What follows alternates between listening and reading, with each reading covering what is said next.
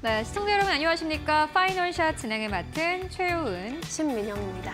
네, 오늘 한국 증시 양시장은 엇갈린 채로 거래가 되고 있습니다. 코스피는 약보합권에서 거래가 되고 있습니다. 2620선을 그대로 유지하고 있고요. 코스닥은 강보합권 유지하면서 720선에서 거래가 되고 있습니다.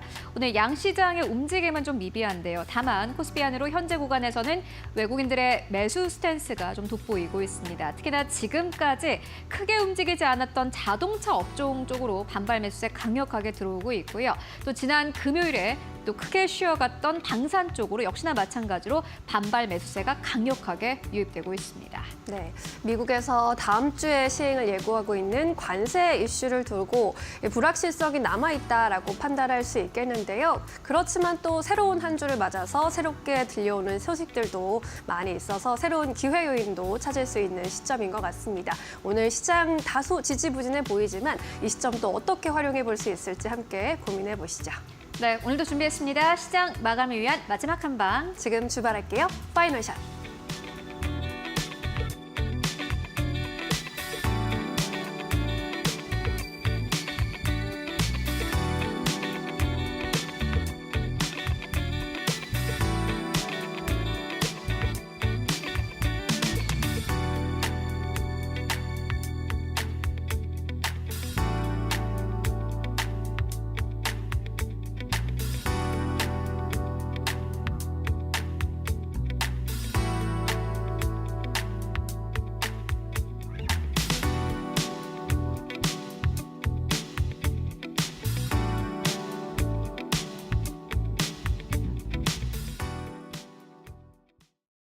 네, 오늘 시장 지수단에서만 봤을 때는 큰 움직임이 없습니다. 이렇게만 봤을 때는 시장이 좀 지지부진한가 재미없나 하고 생각하시는 분들도 있을 것 같은데 오히려 그 반대입니다. 너무 이슈가 많아서 현재 시장에서는 좀 숨을 고르면서 시장을 보고 있는 그러한 관망 장세가 이어지고 있는데요.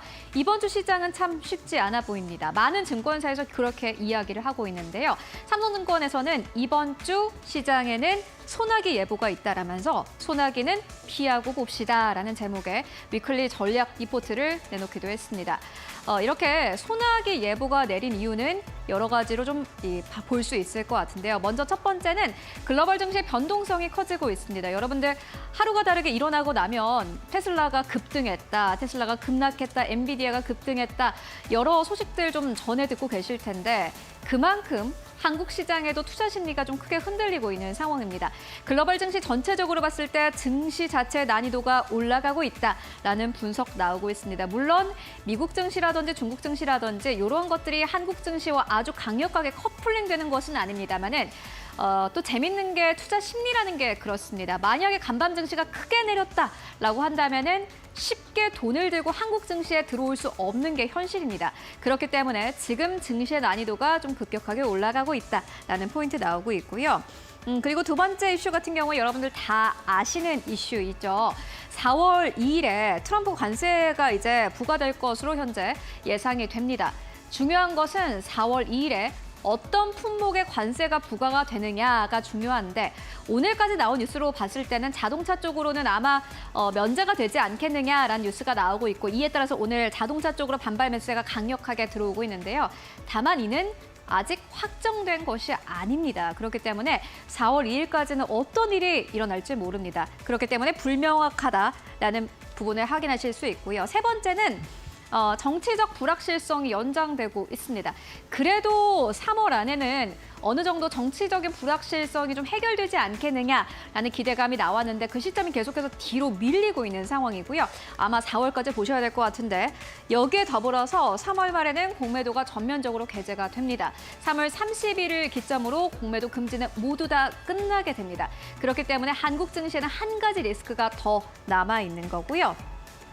이거랑 연결을 해서 보시면 될 것 같은데 수급의 주체도 변하고 있습니다. 지금까지는 연기금이 20거래를 넘게 샀다라면서 앞으로 연기금이 어떤 종목을 사느냐가 중요하다라는 전략들이 나왔다면은 지금 이제 수급 주체가 또 변화하고 있습니다.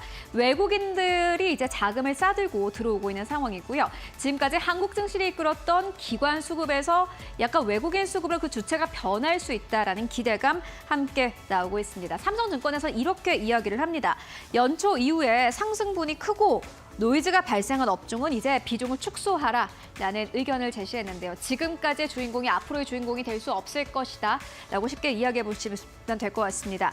밸류에이션 매력을 보유한 대유 형주의 비중을 확대하라라면서 한화 에어로스페이스와 HD 현대중공업은 삼성증권에서 매주 내놓는 종목 가운데 포트폴리오에서 편출을 했고요.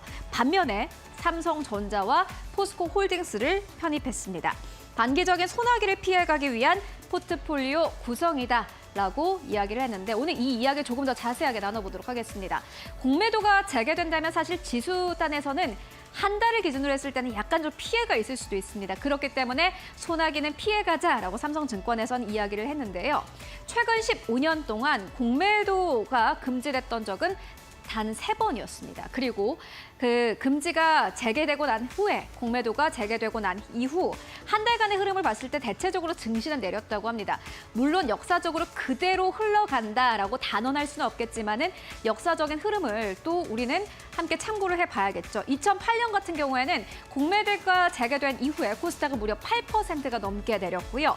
2011년에는 코스피는 1.7% 정도 내렸고 또 2020년 같은 경우는 코스닥이 2% 넘게 하락한 바 있습니다. 다만 3개월로 봤을 때, 그리고 6개월로 봤을 때, 그리고 1년간으로의 흐름을 봤을 때 공매도가 재개된 이후에는 오히려 증시가 급격하게 상승 흐름을 보였다고 합니다. 특히나 2008년도 같은 경우에는요. 공매도가 재개된 이후로 1년 동안 주가가 보시다시피 코스피는 49%, 코스닥은 54% 넘게 상승한 바 있습니다. 이번 우리 공매도 재개도 좀 기대해 볼 수 있지 않을까 하는 생각이 드는데요. 약 한 달 동안의 주가는 좀 지지부진하더라도 그 이후에 3개월 그리고 1년 동안의 흐름은 역시나 역사적인 흐름을 봤을 때 앞으로 괜찮아질 수 있겠다라는 기대감 나오고 있습니다. 그렇기 때문에 공매도 재개가 단기적으로는 불안 요소이긴 하지만 중장기적으로 봤을 때는 지수를 끌어올릴 수 있는 요인이다라고 해석을 해보실 수 있을 것 같은데요. 그렇다면은 공매도가 재개된 이 시점에서 중요한 것은 무엇일까요? 아마 다들 들어보셨을 것 같은데 대차 잔고입니다. 대차 잔고와 주가는 같이 움직이는 그러한 경향이 있습니다. 보시다시피 3월 21일 종가 기준으로 대차 잔고와 주가는 같이 움직였는데요. 그러니까 대차 잔고가 올라가는 기업들 같은 경우에는 주가가 함께 올라간 겁니다. 대차 잔고가 또 올라간 만큼 보시다시피 공매도 잔액은 줄어든 바 있습니다. 그런데 이제 이 흐름이 약간 바뀔 것으로 보여집니다. 대차 잔고 비율이 3% 상회하면은 대차한 주식이 공매도 물량으로 전환될 확률이 높기 때문입니다. 그렇기 때문에 지금 대차 잔고가 높고 주가의 상승률이 높았던 기업들 같은 경우 여러분들 꼭 주의를 해보셔야 될 것 같은데요. 한국투자증권에서 이렇게 이야기를 합니다. 만약 대차 잔고 비율이 5%를 상회하는데 12개월 선행 EPS 증가율이 시장보다 낮거나 혹은 12개월 선행 PER이 시장 평균보다 현저하게 높다면 경계가 필요하다라고 이야기를 하고 있는데요. 종목으로 조금 더 좁혀서 들어가서 보도록 하겠습니다. 어떤 종목이 있나 봤더니 포스코 퓨처앱, 에코프로빔, LG엔솔, LNF 그리고 에코프로까지 2차 전지 쪽 대거 포함이 되어 있는 것으로 나와 있고요. 조선 쪽도 여러분들 함께 체크해 보셔야 될 것 같은데 HD 현대미포, HD 현대중공업, 하나오션까지 역시나 마찬가지로 주가 상승률이 높았고 대차 잔고의 비율도 현저하게 높아진 것으로 확인되고 있습니다. 이 이후에 역시나 많이 오른 기업이죠. LS 일렉트릭 그리고 HD 현대 일렉트릭까지 반도체 같은 경우에는 한미반도체, 유진테크 대표적으로 생각해 보실 수도 있을 것 같고요.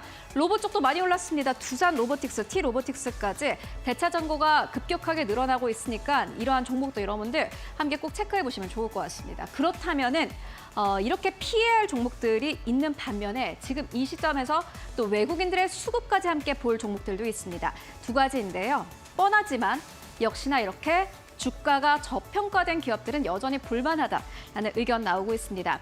공매도가 재개되면 외국인들의 자금이 들어올 테고 앞서서 만나봤던 것처럼 대차 잔고가 늘어나는 기업들이거나 혹은 주가 상승이 너무 급격하게 나온 기업들 같은 경우에는 공매도 물량으로 변화할 수 있는 그런 가능성이 크지만요. 그럴 가능성이 거의 없는 기업들도 있습니다. 바로 대표적으로 삼성전자와 SK하이닉스가 될 텐데요. 삼성전자 같은 경우에는 최근 들어서 6만 원대를 회복했지만 여전히 보시다시피 PBR로 봤을 때 1배 미만입니다. 역사적인 하단에 위치해 있는 상황이고요. SK 하이닉스도 마찬가지입니다. 엔비디아보다 주가 회복력은 좋지만 사실 이 PBR이나 PER을 봤을 때 주가 여전히 저평가 상태다라는 의견 나오고 있습니다. 앞으로 외국인들의 수급만 받쳐준다면 삼성전자, SK 하이닉스 주가 흐름 기대를 해볼 법한데요. 오늘 시장에서도 관련 종목들 현재 매수세 강력하게 유입되고 있습니다. 함께 체크해 보시면 좋을 것 같습니다. 이렇게 이번 주 전략 오늘의 시그널로 만나보고 왔고요. 그렇다면 오늘 시장에서 또 주목할 만한 헤드라인 어떤 것들이 있을까요? 이어서 신민영 앵커가 전해드립니다. 네, 오늘 시장에서 주목받고 있는 종목별 헤드라인들 살펴보도록 하겠습니다. 4가지 헤드라인 함께 짚어보시죠. 첫 번째 뉴스 열어보겠습니다. 네, 가남 신약의 FDA 3수 도전 소식이 있는 HLB 그룹주 동반 상승하면서 반등하는 모습 연출해주고 있습니다. 지난주 금요일에 가남 신약 미국 FDA 승인 불발로 실망 매물이 출하되면서 일부 그룹주들은 하한가 기록하기도 했는데 하지만요, HLB가 5월쯤에 보완 서류를 제출해서 다시금 승인 성과를 받을 것이란 의지를 드러내자 저가 매수세가 유입되고 있습니다. 회사 측은 FDA와 빠르게 접촉해서 보완할 내용이 무엇인지 파악한 후에 대응할 것이라고 말하면서 3수 도전 의지를 드러냈습니다. 이번 5월에 보완 서류를 제출하게 되면 이르면 7월에 다시금 결정이 날 것으로 보입니다. 두 번째 헤드라인입니다. 크래프톤인데요. 스페인 개발사와 퍼블리싱 파트너십을 체결했다는 소식에 강세 흐름 나타내고 있습니다. 크래프톤은 스페인의 게임 개발사인 EF게임즈와 글로벌 퍼블리싱 계약을 체결하고 차량 액션 게임인 라이벌즈 호버 리그를 공개했다고 밝혔습니다. 이는 공중에 뜬 채 이동할 수 있는 고속 차량을 조종하면서 태양계 곳곳에 있는 경기장을 누비면서 차량 전투 액션을 즐기는 게임인데요. 개발사 EF게임즈가 지난해 1월 마드리드에 설립된 제작사인데 크래프톤이 10월에 지분 투자 계획을 발표한 바 있습니다. 크래프톤은 이번 계약을 통해서 퍼블리싱, 마케팅, 라이브 서비스 운영 등을 지원할 계획이라고 밝혔습니다. 세 번째 헤드라인입니다. SPC 삼립은 신제품 크보빵, KBO빵의 인기에 힘입어서 상승세 유지해내고 있습니다. 회사 측은 이 크보빵이 출시 3일 만에 100만 개 판매 기록을 세웠다고 밝혔습니다. 이는 신제품 중 역대 최단기 100만 개 판매 기록인데요. SPC에서 지난 10일 선보인 크보빵은 1000만 관중을 돌파하면서 국민 스포츠로 자리 잡은 프로야구와 협업해서 내놓은 신제품입니다. 롯데 자이언츠를 제외한 우리나라 9개 야구 구단 특징을 담았는데요. 야구 팬들이 응원하는 구단과 선수의 스티커, 즉 띠부띠부씨를 모으기 위해서 빵을 사들인 결과 기록적인 판매고를 올린 것으로 풀이되고 있습니다. 네 번째 헤드라인입니다. 보잉의 2대 주주로 꼽히는 휴니드, 트럼프 수혜 기대감에 오늘 장중에 상한가 기록했습니다. 트럼프 미국 대통령이 미 공군의 차세대 전투기 개발 사업자로 보잉을 선정한 호재가 반영된 것으로 보이는데요. 첨단 전투기명은 F-47로 명명했고요. 현재 운용 중인 전투기 중 세계 최강으로 꼽히는 F-22 등 5세대 전투기를 이어서 세계 최초의 6세대 전투기로 탄생할 예정입니다. 현재 휴니드는 지분 약 11.7%로 보잉을 2대 주주로 두고 있어서 기대감 듬뿍 받아가고 있습니다. 이렇게 4가지 헤드라인 함께 짚어보셨습니다. 네, 이번에는 전문가 전화 연결해서 조금 더 자세한 의견 들어보도록 하겠습니다. 오늘 전해드린 4가지 소식은요. 미국 FDA 승인 불발로 실망 매물이 좀 출하됐었던 HLB 그룹주 소식이 있었고요. 크래프톤의 경우에는 신작에 대한 기대감 올라오고 있는 상황인데 여기에 더해서 스페인 게임 개발사 EF게임즈와 글로벌 퍼블리싱 공급 계약을 체결했다라는 소식이 호재로 작용하고 있습니다. 이 밖에도 크보빵 이슈, 함께 트럼프 미국 대통령의 보잉 관련 이슈들 종목에 영향을 주고 있는데요. 관련 이야기 조금 더 자세히 들어보도록 하겠습니다. 오늘은 이데일리온 장창민 파트너 연결합니다. 파트너님 안녕하세요. 네, 안녕하세요. 이데일리 파트너 장창민입니다. 네, 4가지 소식 전해드렸습니다. 어떤 소식에 조금 더 눈길이 가실까요? 네, 저는 오늘 SPC 삼립의 소식에 좀 주목하고 있습니다. SPC 삼립은 크보빵이 출시 3일 만에 100만 봉이 판매됐다고 밝혔었는데요. 삼립이 출시한 신제품 중에서 역대 최단 기간에 100만 봉을 돌파하게 됐습니다. 지난 20일 출시한 크보빵은 1000만 관중을 돌파한 프로야구와 협업해서 내놓은 신제품으로 롯데 자이언츠를 제외하고 9개 구단의 특징을 담아냈는데요. 포켓몬스터 띠부실도 그렇고 각 구단별 캐릭터의 띠부실 인기가 치솟고 있다 보니까 이러한 흐름이 나오고 있다고 볼 수가 있겠습니다.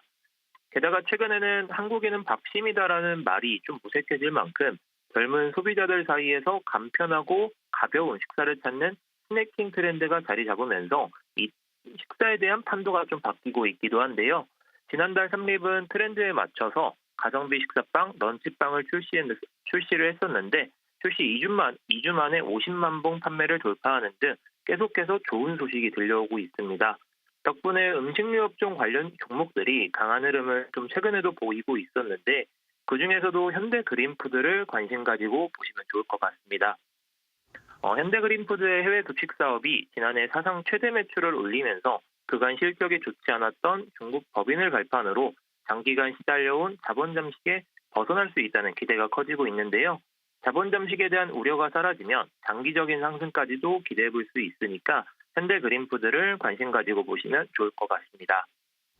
네, 음식료 업종 안에서 현대그린푸드에 대한 의견까지 함께 제시해 주셨습니다. 이 밖에도 오늘 장에서 매수 관점으로 보고 계시는 종목이 있으실까요?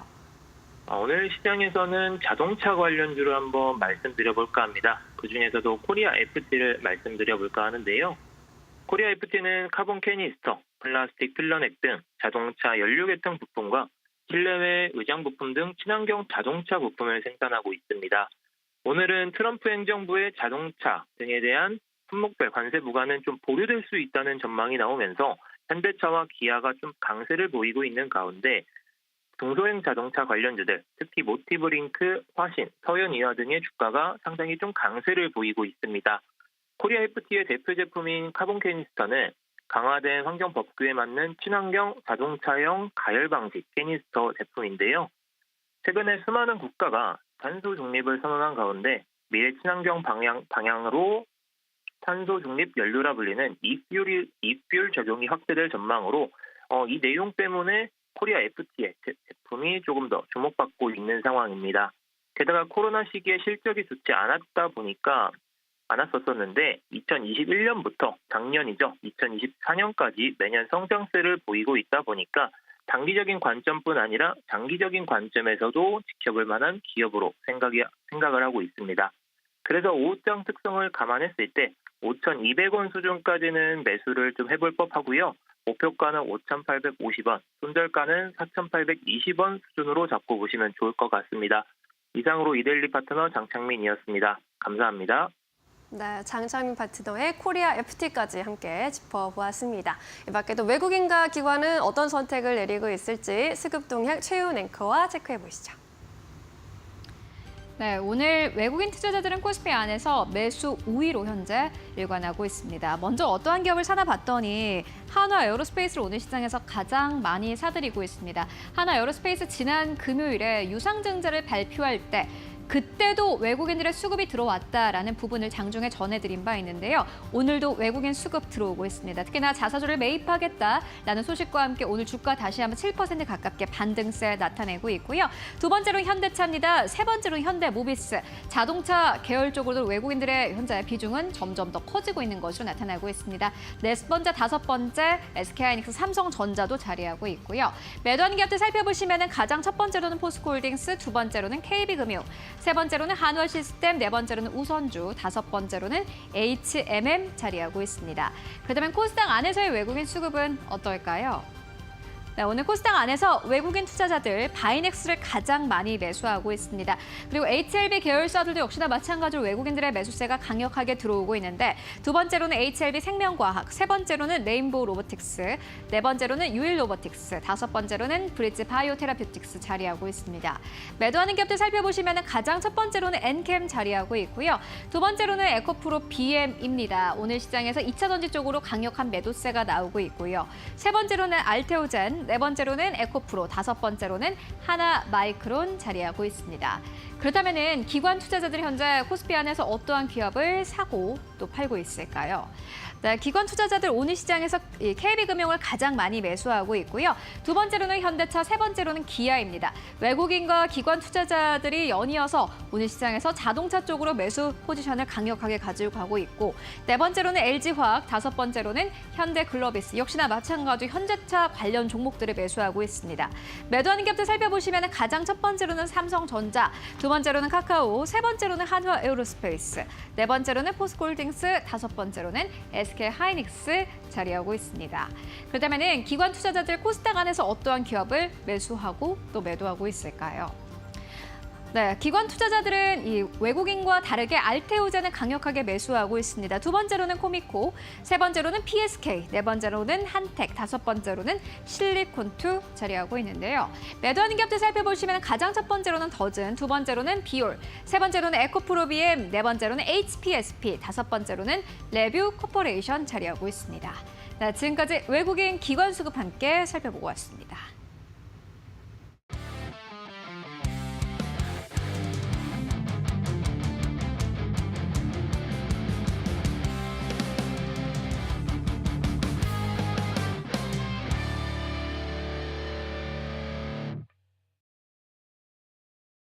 네, 이데일리온 이재선 파트너와 함께하는 만루홈런 시작하겠습니다. 어려운 시장 속에서 결국에는 승리할 수 있는 만루홈런 같은 종목들 찾아보도록 하겠습니다.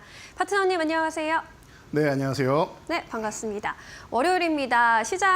양시장은 혼조세를 보이고 있는데 움직임이 좀 크지는 않네요. 트럼프가 이제 다음 주에 시행 예고한 관세 이슈 여전히 불확실성이 되고 있는 것 같은데 우리 시장 오늘 판세 어떻게 읽어보는 게 좋을까요? 네, 맞습니다. 말씀하신 대로 아직까지는 이제 리스크가 좀 남아 있다라고 보시면 됩니다. 제가 사실 금요일 날도 이렇게 말씀드렸죠. 주말은 트럼프와 함께. 우리가 정말로 함께 한다라는 게 아니라 다들 이제 뭐 계속 겪으셔서 이제는 좀 익숙해지셨겠지만 금토일만 되면은 이제 미국의 트럼프 대통령이 여러 가지 발언을 하면서 시장에 리스크를 계속 올려놓고 있죠. 자, 그런데 잘 보면은 초반에는 우리나라 시장이 좀 급락이 나왔지만 그 다음부터는 이제 뭐 크게 반영하지 않는 모습, 약간은 반영해도 이제 그렇게 뭐 신경질적인 반응을 내지는 않는다 정도로 여러분들 생각하시면 될 것 같아요. 이제 익숙해져 가고 있다라고 보시면 될 것 같습니다. 그래서 계속 얘기 나오는 게 예외 없이 상호관세에 부과하겠다. 근데 이 트럼프가 의외로 이제 미국인임에도 불구하고 그 핵심 내용을 한국인처럼 마지막에 다 붙이죠. 유연성 존재한다. 협상하자 이거예요. 이 부분에 대해서는 제가 1월부터 말씀드렸기 때문에 이제 조금 있으면 다음 달 되면 이제 뭐 반년이 돼갈 텐데 그 정도 여러분들 계속 이제 말씀드렸으니까 이제는 외우셨겠죠. 그리고 여러분들도 이제는 알고 계십니다. 기존에는 반신반의하셨을지언정 지금은 원하는 게 협상이구나라는 거 알고 계실 거예요. 그래서 무엇을 원하느냐 그리고 우리가 줄 게 있느냐가 중요하다라고 말씀을 드렸는데 그런 부분에서 우리 뭐 나라에서는 하나하나 차곡차곡 준비해가지고 이제 교환을 하고 있다라고 보시면 될 것 같습니다. 자, 그래서 이런 부분에 대해서 여러분들이 좀 생각을 해보시면 될 것 같고 뭐 전쟁 관련해서도 본인이 좀 보수 매체랑 뭐 인터뷰를 했었죠. 에어포스원에서. 그래서 이제 본인이 이제 다 해결할 수 있다라는 형식으로 뭐 얘기를 했었는데 그런 정도까지 여러분들이 생각하시면 될 것 같습니다. 기존과 전혀 달라지는 게 없는 그냥 동일한 입장이다라고 보시면 될 것 같아요. 그리고 이번 주는 제가 기존부터 말씀드렸던 3월은 뭐다? 슈퍼 주총 데이, 슈퍼 주총 위크가 있다. 언제? 마지막 주다라고 말씀드렸는데 벌써 다가왔습니다. 제가 2월 말에 말씀드렸는데 벌써 다가왔고 그리고 이제 1분기에 이제 결산법인을 맡는 이런 기업들 그리고 밸류업 관련주들이 사실은 한 3월 하순 정도부터 해서 좀 올라와 줘야 봄에 여러분들이 지수를 끌어올릴 때 그동안 코스닥이 좋았다라고 하면 이제는 이제 코스피도 함께 좋아질 수 있다라는 말씀을 작년 12월부터 드렸었는데요. 이런 부분에 있어서 오늘 수급적으로도 그렇고 전체적으로 좀 여러분들께 이제 시사하는 바가 좀 많이 있는 것 같습니다. 분위기가 조금 달라지는 거 보이실 거예요. 그래서 이런 부분을 여러분들이 흐름을 잘 타고 가면 된다. 그리고 이미 알려드렸던 내용이니까 다시 한번 짚어드린다라고 보시면 될 것 같습니다. 자, 그래서 우리가 혼조권인 지수 간단하게 보면 코스피 지수 같은 경우 여러분들 아주 편안하게 움직이고 있습니다. 그래서 뭐 전일 종가 부분에서 좀 밀렸다가 올랐다가 왔다 갔다 하고 있는데 보합권 전후만 등락하고 있으니까 그냥 여러분들 편안하게 보시면 된다 정도로 체크하시면 될 것 같아요. 지금은 단기적으로 조정을 받고 다음 저항인 2650에서 2700 구간을 돌파하기 위해서 숨고르기 하고 있다, 심호흡하고 있다라고 생각하시면 될 것 같습니다. 자, 코스닥으로 넘어가면은 이제 1, 2월까지는 코스닥이 더 강하다, 1월 효과 그리고 2월까지 연결된다라고 말씀드렸고 이 구간에서 이제 조정을 받느냐 안 받느냐가 중요하다. 그래서 2월 하순에서 3월 정도에 조정을 받는다라고 하면은 오히려 봄 정도에 좋아질 수 있고, 그리고 만약에 이 구간을 3월까지 계속 좋아지면은 이제 3월 하순에서 4월 정도에 제가 말씀드렸던 이 주총 시즌과 함께 감사 보고서 시즌이 나온다라고 말씀드렸습니다. 이때 코스닥이 좀 위험해질 수 있다라는 말씀도 기존에 드렸었는데 그런 부분도 여러분들이 주말에 좀 많이 느끼고 계실 겁니다. 그러다 보니까 코스닥 같은 경우는 제가 올라오다가 이제 730포인트 살짝 이탈한 목요일 날 이렇게 말씀드렸죠. 여러분 이 구간 밀렸다고 실망하실 필요 없고 기존에 바닥 하나 찍고 이중바닥서 움직임 만들러 가는 겁니다. 뭐 이중바닥으로 끝날지 다중바닥으로 갈지는 봐야겠지만 일단은 이 구간에서 뭐 급락으로 이제 연출되면서 아래쪽으로 이제 쭉 파고들거나 하는 그런 움직임보다는 아직까지는 이제 21선이 살짝 꺾여 내려오고 있는데 이 구간에서 이번 주에 돌파하는 게 중요하다. 만약에 이 21선이 각도를 좀 강하게 이제 내려 꽂게 된다라고 하면은 올라오는 이제 그 시기가 조금 더 지연된다라고도 미리 설명드렸습니다. 그래서 언제 21선 넘어가느냐 이 구간 정도만 체크해 보시면 될 것 같습니다. 제가 매일 이 시간에 여러분들 이제 지수랑 여러 가지 종목들 추종하면서 알려드리고 있으니까 여러분들이 집중해 주신다라고 하면은 여러분 이 흐름은 절대 놓치지 않고 갈 수 있다라는 거 체크하시면 될 것 같고요. 자, 그래서 오늘은 그렇습니다. 지금 감사 보고서 공포에 휩싸이고 있다라고 말씀을 드렸는데 주말에도 여러 가지 이슈들이 나왔습니다. 예를 들면은 개인 투자자분들이 정말 사랑했던 뭐 기업에서도 어마어마하게 홍보를 했던 뭐 금양 같은 경우가 뭐 대표적인 기업이 될 수 있고 뭐 DMS 같은 경우도 이제 사실은 뭐 저도 좋아하는 기업이기도 했는데 감사 보고서 이 감사 의견 제한 혹은 거절받는 기업들이 서서히 늘어나고 있죠. 이런 부분에 대해서 이제 뭐 유가증권 시장 쪽에서 이제 발표한 바를 본다라고 하면은 한 31개 기업 정도가 이제 우리나라에서 대상이 된다라고 얘기를 하는데 이런 부분에 있어서 말씀드렸던 상황이 지금 다가왔다 보시면 되고 이게 특별한 상황이 아니라 매년 있는 상황입니다. 그리고 이 기업들이 그럼 끝났냐라고 보면은 그런 거라고 생각하시면 됩니다. 회계 장부나 이런 부분을 좀 수정하고 개선점이 있으면 개선 사항을 부과하고 해서 1년 정도 이제 시간을 주니까 그때 개선을 하면 다시 거래 재개가 된다라고 보시면 됩니다. 그래서 어떻게 보면은 이제 경영쇄신을 하고 다시 한번 이제 기업을 돌아볼 수 있는 그런 계기로 삼으면 된다라고 보시면 될 것 같아요. 그래서 지금은 최근에 또 이제 뭐 피부 미용이나 이런 쪽으로 해서 잘 나가고 있는 케어젠이나 이런 기업도 과거에 좀 정지당한 적이 있고 그렇습니다. 그래서 뭐 작은 종목만 그러냐라고 보면은 코스닥 시총 상위 종목도 그렇게 정지당하고 하는 경우들이 종종 있으니까요. 여러분들이 이런 부분을 알고 계시면 됩니다. 여러분 잘못이라고 할 수는 없어요. 그러니까 이 부분에 대해서 너무 자책하거나 하지 마시고 가능성이 있는 기업이다라고 하면은 이제 항상 말씀드리는데 비중을 뭐 10%에서 뭐 20% 안쪽으로만 제한한다라고 하면은 나머지 자금 이렇게 순환하면서 그 정도는 충분히 만회하고 내년에 거래 재개된다라고 하면 그때 또 다시 수익 올려서 여러분들이 회수하시면 되는 거니까 스트레스 받는 것보다는 혹시나 내 종목 중에 그렇게 종목이 나와 있다라고 하면은 나머지 자금으로 순환하면 된다라는 개념 정도만 알고 계시면 될 것 같아요. 공포 시즌은 맞아요. 이게 지수에 부담을 주니까 심리에 부담을 주니까 하지만 이게 계좌를 아예 망가뜨리거나 하진 않는다. 비중만 제한하면 된다. 뭐 50% 이상을 담거나 하지만 않으면은 괜찮다 정도로 말씀드릴 테니까요. 여러분들 이런 부분에 대해서 이제 스트레스 많이 받으실 텐데 이런 이슈들 제가 이렇게 쓱 모아가지고 기업별로 좀 악재가 있거나 요즘에 좀 안 좋았던 주가 흐름을 보이는 정말 좋다라고 말씀을 드렸었는데 흐름이 좀 안 좋다 하는 종목들을 제가 오늘 좀 추려왔는데요. 이런 종목들 중에도 말로 없는 종목이 오늘 이제 탄생할 수 있다라고 저는 보고 있습니다. 그래서 오늘 종목들 여러분들이 아마 관심 굉장히 많이 갖고 있는 종목일 텐데 관심 가져주신다라고 하면은 제가 볼 때는 야구도 지금 뭐 시즌이 개막을 하고 있죠. 그런 것처럼 여러분들 종목들도 다시 한번 꽃피는 봄날에 다시 한번 활활 타오르실 테니까요. 응원 많이 해주시기 바랍니다.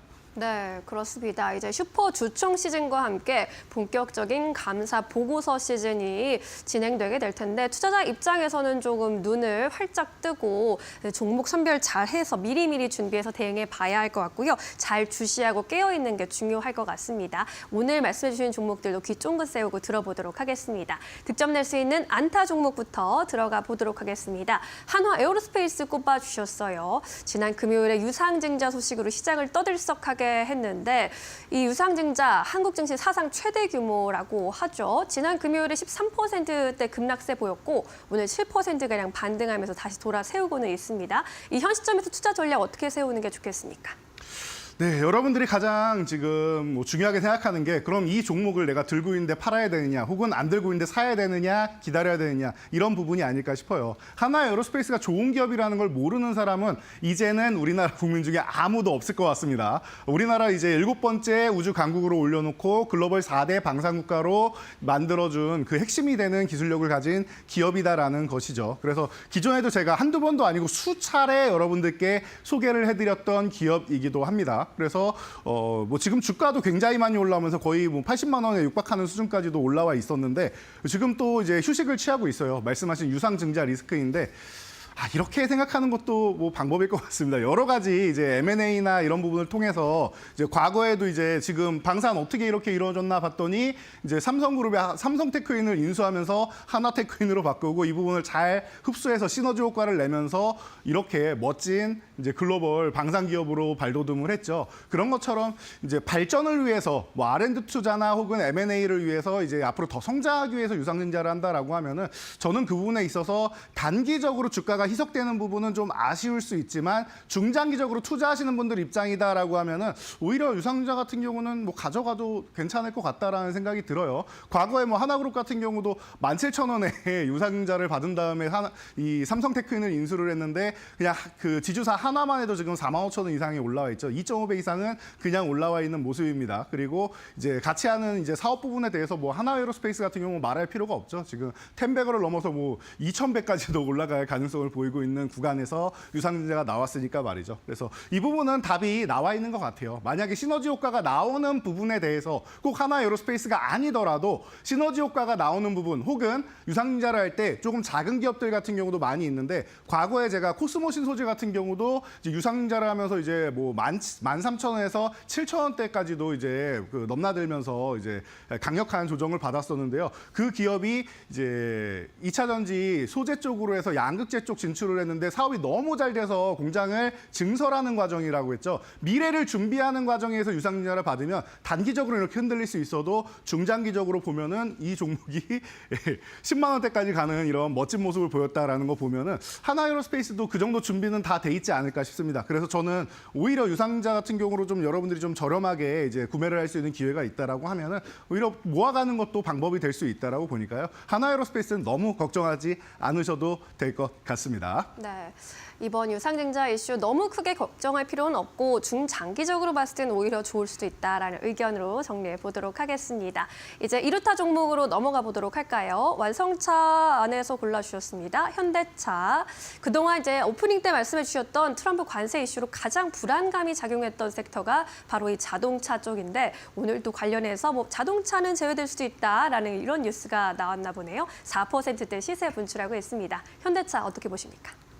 네, 그렇습니다. 자동차 제가 과거부터 계속 말씀드리면서 여러분들 관세 크게 신경 안 쓰셔도 됩니다라고도 말씀을 드렸고 이제 그 미국에다가 아예 공장을 지어서 조지아 쪽에서 대량 생산을 시작했기 때문에 상당수 물량을 미국에서 생산하는 것으로 충당을 한다라는 거예요. 그래서 물론 타격은 일부 있을 수 있지만 뭐 현대차, 기아차 같은 경우 그리고 부품사들 같은 경우에는 전체적으로 조금 이제 그 타격을 좀 덜 받을 가능성이 있습니다라는 말씀도 드렸죠. 오히려 제가 볼 때는 현대차 그룹보다는 한국 GM이 직접적인 타격이 제일 크다라고도 설명드렸습니다. 한국 GM 같은 경우는 이제 GM이 또 이제 인수해 간 다음에 우리나라에서 뭐 쉐보레나 이런 거 잘 안 보이잖아요, 차가. 어디로 가느냐?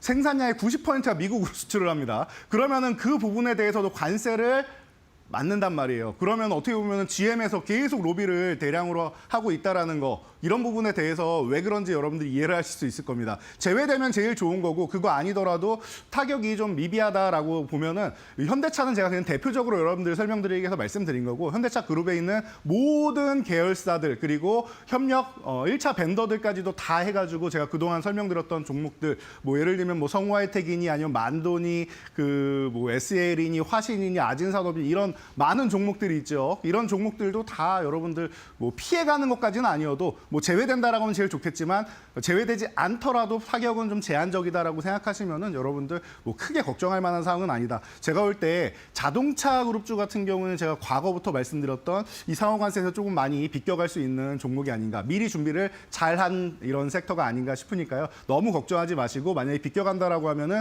오히려 최근에 우려감으로 밀려 있는 지금 구간이 절호의 찬스가 된다라고 보시면서 오늘 뭐 화신 같은 경우도 10% 전후로 넘나들면서 올라오고 있는데 이 종목도 이제 말로 없는 종목에 포함이 되어 있죠. 이런 종목들 많이 나오고 있으니까 자동차 섹터는 걱정 안 하셔도 된다라고 저는 보고 있으니까 여러분들도 응원 많이 해주시고 제일 좋은 거는 뭐 관세에서 벗어나면은 제일 좋다라고 생각하시면 좋을 것 같습니다. 네, 관세 이슈 벗어나게 되면 제일 좋고 그렇지 않더라도 크게 걱정할 필요는 없겠다라고 지속적으로 말씀해 주시니까요. 보유하고 계신 분들은 좀 마음 편히 가져가도 좋겠다라는 의견으로 정리해 보도록 하겠습니다.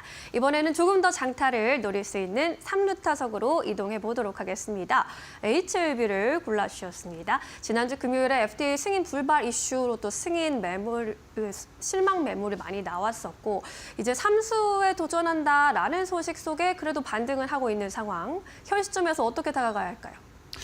네, 여러분 HLB 주주분들이 가장 걱정이 지금 많지 않을까 싶습니다. 그래서 뭐 이번 이제 뭐 승인 이제 불발 같은 경우에도 좀 많이 아쉬움을 표현하실 텐데요. 그렇습니다. 이게 FDA가 제가 볼 때는 과거에 이제 뭐 데이터나 이런 부분부터 쭉 훑어보면 간암 치료 중에서 너무나도 좋은 성과를 보이고 있는데 아바스틴과 티센트릭도 19.6개월이고 부작용률이 너무 높아서 투여하기가 어렵다라고 말씀드렸고 유럽에서는 이제 에스모에서 이례적으로 뭐 신약 허가 승인도 받기 전부터 1차 치료제 등재를 해놓고 있는 상황이죠. 그래서 지금 다시 5월에 준비를 해서 5월에 다시 한번 신청을 해서 7월 정도면 결과가 나올 거다라는 얘기가 나오고 있습니다. 그래서 뭐 이번에는 지난번처럼 이제 1년 걸리거나 하는 게 아니니까 조금은 안도하면서 오늘 좀 올라오는 것 같습니다. 그래서 이번에 잘 되기를 기원하면서 FDA가 원래 좀 보수적이에요. 그래서 이번에도 온 거 이제 중국 원문이랑 이렇게 봤는데 제가 중국어를 다 볼 수는 없어서 해석을 해서 이제 번역을 해서 이제 체크를 해서 다 봤는데 그 부분을 잘 보니까 FDA에서도 정확하게 뚜렷하게 뭐라고 얘기는 안 하는 것 같습니다. 그러면은 아무래도 좀 보수적이라서 지금 관세 부과하는 측면에서 이제 바로 이제 중국 기업의 신약을 허가하기에는 좀 부담이 되지 않았나 이런 심증도 한번 가져보고 있습니다. 그래서 이 부분에 대해서는 기존부터 아마 이런 부분 조금 불안 요소가 있다라고도 말씀을 드렸었는데 너무 여러분들 힘들어하지 마시고 다시금 이제 올라올 수 있다. 그리고 최종적으로 허가만 받는다라고 하면은 이 기업은 갈 길을 가는 겁니다. 그렇게 되기를 저도 기원하면서 오히려 지금은 저는 가격적으로는 메리트가 좀 생기지 않았나라고 보고 있으니까요. 여러분들도 제가 응원한 것처럼 같이 응원하시면서 주주분들 힘내서 이제 다시 한번 승인 결과 얻고 주가도 끌어올리면서 이제 여러분들이 원하는 결과까지 얻어가시기를 기원해 보도록 하겠습니다. 네, 3루타로 기원을 해주시는 것 같은데 HLB 경우에도 이제 회사 측에서도 좌절하지 않고 도전하겠다고 한 만큼 고생 끝에 진정한 낙이 올 수 있기를 기대해 보겠습니다. 이렇게 오늘의 세 가지 종목 정리해 보도록 하겠고요. 이번에는 그동안의 만홈런 종목들 수익률을 좀 체크해 봐야 할 텐데 어떻게 운용되고 있습니까? 네, 그동안 말로 없는 종목들 제가 1월, 2월에는 이제 고점을 갱신해 나가는 것을 계속 목표로 드렸는데 3월 목표는 이제 이번 주까지 하면은 이제 어느 정도 나올 텐데 이제 1차 목표치 도달한 종목이 이제 30종목을 만들고 싶다라고 말씀드렸는데 이제 5종목 남았습니다. 아슬아슬하게 도달하지 못한 종목들이 좀 여러 종목이 있다 보니까 그런 부분에 조금 아쉬움이 남는 것 같아요.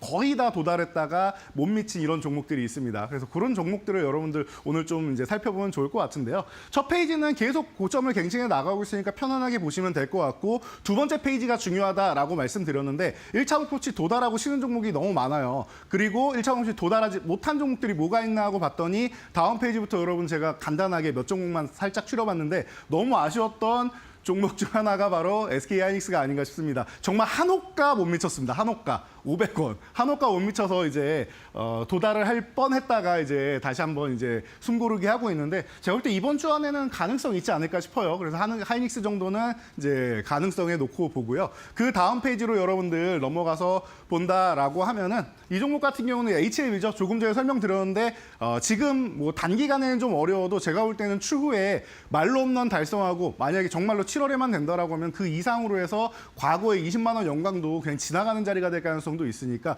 꼭 잘 되기를 저도 같이 기원을 해보도록 하겠습니다. 그리고 마지막으로 한 종목 본다라고 하면은 이제 콜마비 NH. 얼마 전에 제가 건기식 한 두세 번 정도 여러분들께 강조를 해드렸었는데요. 그 부분에 있어서 지난주에 한번 급등 흐름이 나왔었죠. 그래서 뭐 모회사 쪽에 이슈 나오면서 이제 콜마홀딩스 상한가 수준 가고 올라갔다가 쓱 밀렸는데 약간 못 미쳤다라고 말씀드렸는데 괜찮습니다. 오히려 악성 매물들 다 소화하고 지금 14,000원 위에 쪽에만 잘 유지해서 요 부분만 회복해준다라고 하면은 1차 목표치 달성한 건 어렵지 않습니다. 꼭 이번 주가 아니더라도 다음 달이라도 지나갈 가능성이 매우 높은 종목들이니까 여러분들 이런 부분 보시면서 이런 종목들이 너무나도 많습니다. 우리 말로 없는 시간에 시장이 안 좋아도 그 종목들이 계속 목표가를 달성해 나가고 그리고 말로 없는 향해 달성해 나가고 있다는 거 여러분들이 기억해 주시면 될 것 같고요. 그래서 오늘 종목도 굉장히 든든한 종목으로 제가 준비를 했는데 주가가 많이 좀 고점 대비해서는 좀 싸져 있는 상황이에요. 이런 구간에서 여러분들이 체크해 보면 좋지 않을까 싶어서 가져왔으니까요. 여러분들 오늘 말로 없는 종목도 기대해 주시기 바랍니다. 네,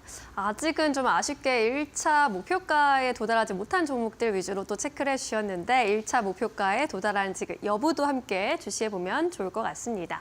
이제 저희가 이 말로는 콜러를 지난 12월 초부터 3월 말로 가는 지금까지 쉬지 않고 달려오고 있는데 그동안 정말 쟁쟁한 종목들 많이 나왔거든요. 오늘도 그런 종목 알려주셔야 합니다. 하이라이트 종목 어떤 종목일까요?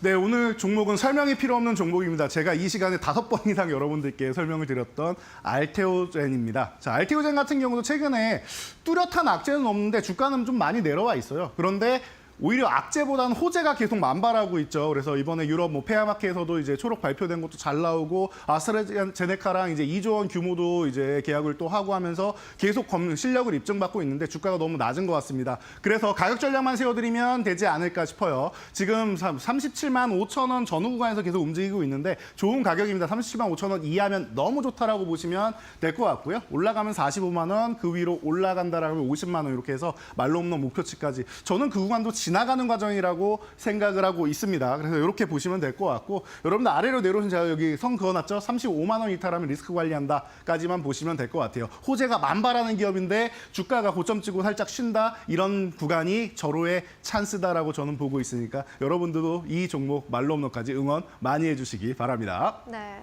오늘의 만홈런은 알테오젠으로 선정을 해주셨습니다. 앞으로의 가격 전략도 꼼꼼히 체크해 보시죠. 저희는 내일 다시 만홈런에 도전하겠습니다. 자세한 설명 고맙습니다. 감사합니다.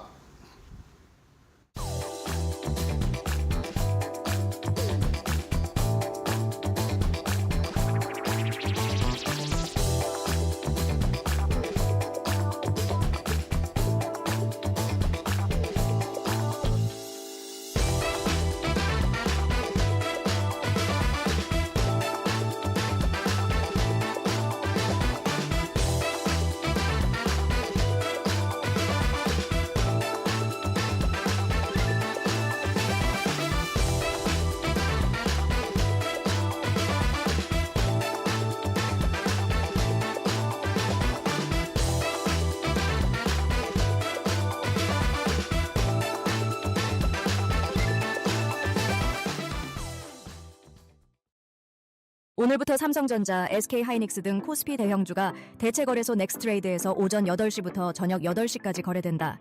NXT 거래 종목은 기존 110개에서 350개로 늘어나며 주요 대형주들이 포함됐다. 이번에 추가된 종목에는 삼성전자, SK하이닉스, 삼성바이오로직스, 현대차, 셀트리온 등 코스피 시가총액 상위 종목들이 포함되어 거래량과 거래 대금 증가가 예상된다. 일부 종목이 프리마켓에서 일주 거래만으로 상하 한가를 기록해 변동성 우려가 커지고 있다. 이는 NXT가 한국거래소와 달리 실시간 접속 매매 방식을 사용하기 때문이다. NXT는 특정 투자자가 일부 종목에 대해 반복적으로 일주씩 상한가 하한가 주문을 제출한 사례를 확인하고 주의를 촉구했다. 유사한 행위가 반복되면 주문 수탁이 거부될 수 있다. NXT 관계자는 가격 왜곡을 방지하기 위해 모니터링을 강화하겠다고 밝혔으며 증권사 및 KRX 시장 감시위원회와 협력하여 시장을 관리할 예정이다.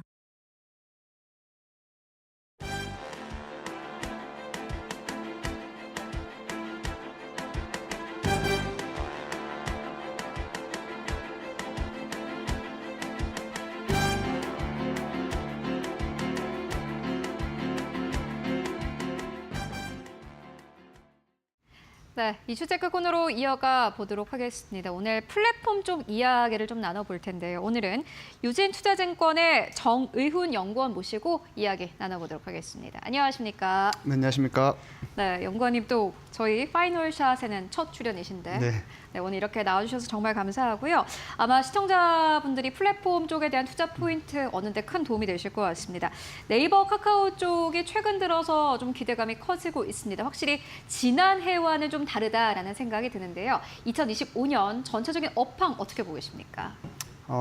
먼저 AI 업황에 대해서 말씀을 드리면 저희가 AI 업황이 굉장히 좀 많이 과열된 게 2022년 11월에 챗GPT가 등장하고 나서였습니다.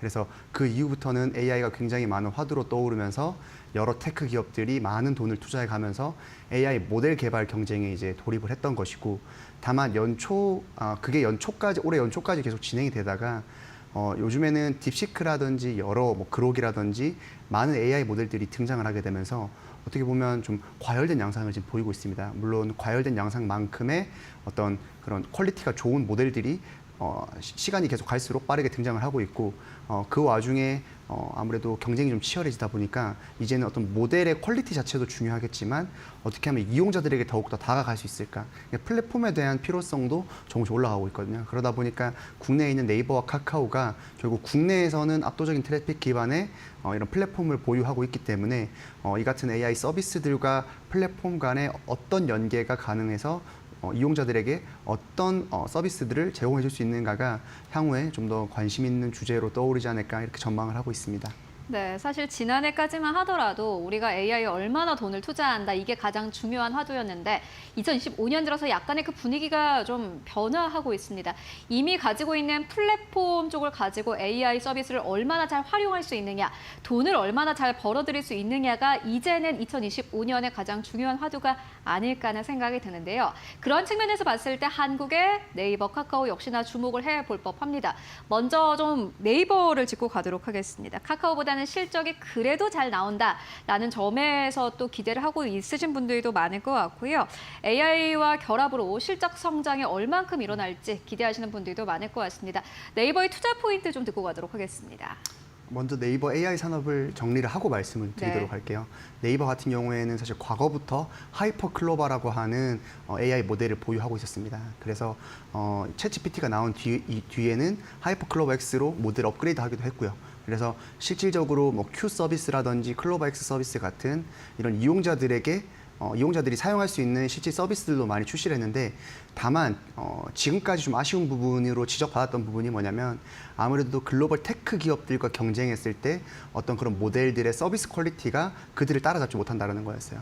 서비스를 실제로 내기 전에는 네이버가 가지고 있는 어떤 그런 플랫폼 내에 있는 한국어 기반의 데이터들로 좀 더 국내에 특화된 AI 서비스들을 낼 것이다 이렇게 얘기를 했었지만, 실제로 서비스가 출시된 이후에는 사실 서비스 퀄리티나 이런 부분들도 글로벌 테크 기업들에 좀 미치지 못하는 것 아닌가.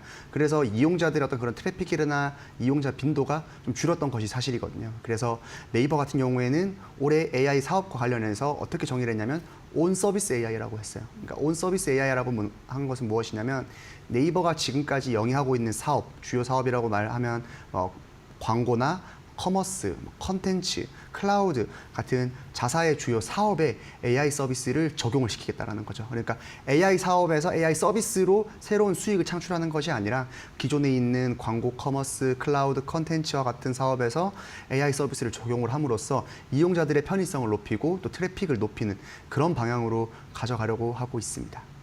네, 네이버 같은 경우에는 좀 정리해보고 가자면은 이미 잘 되는 사업이 많은데 그 사업 안에 AI 서비스를 적용한다.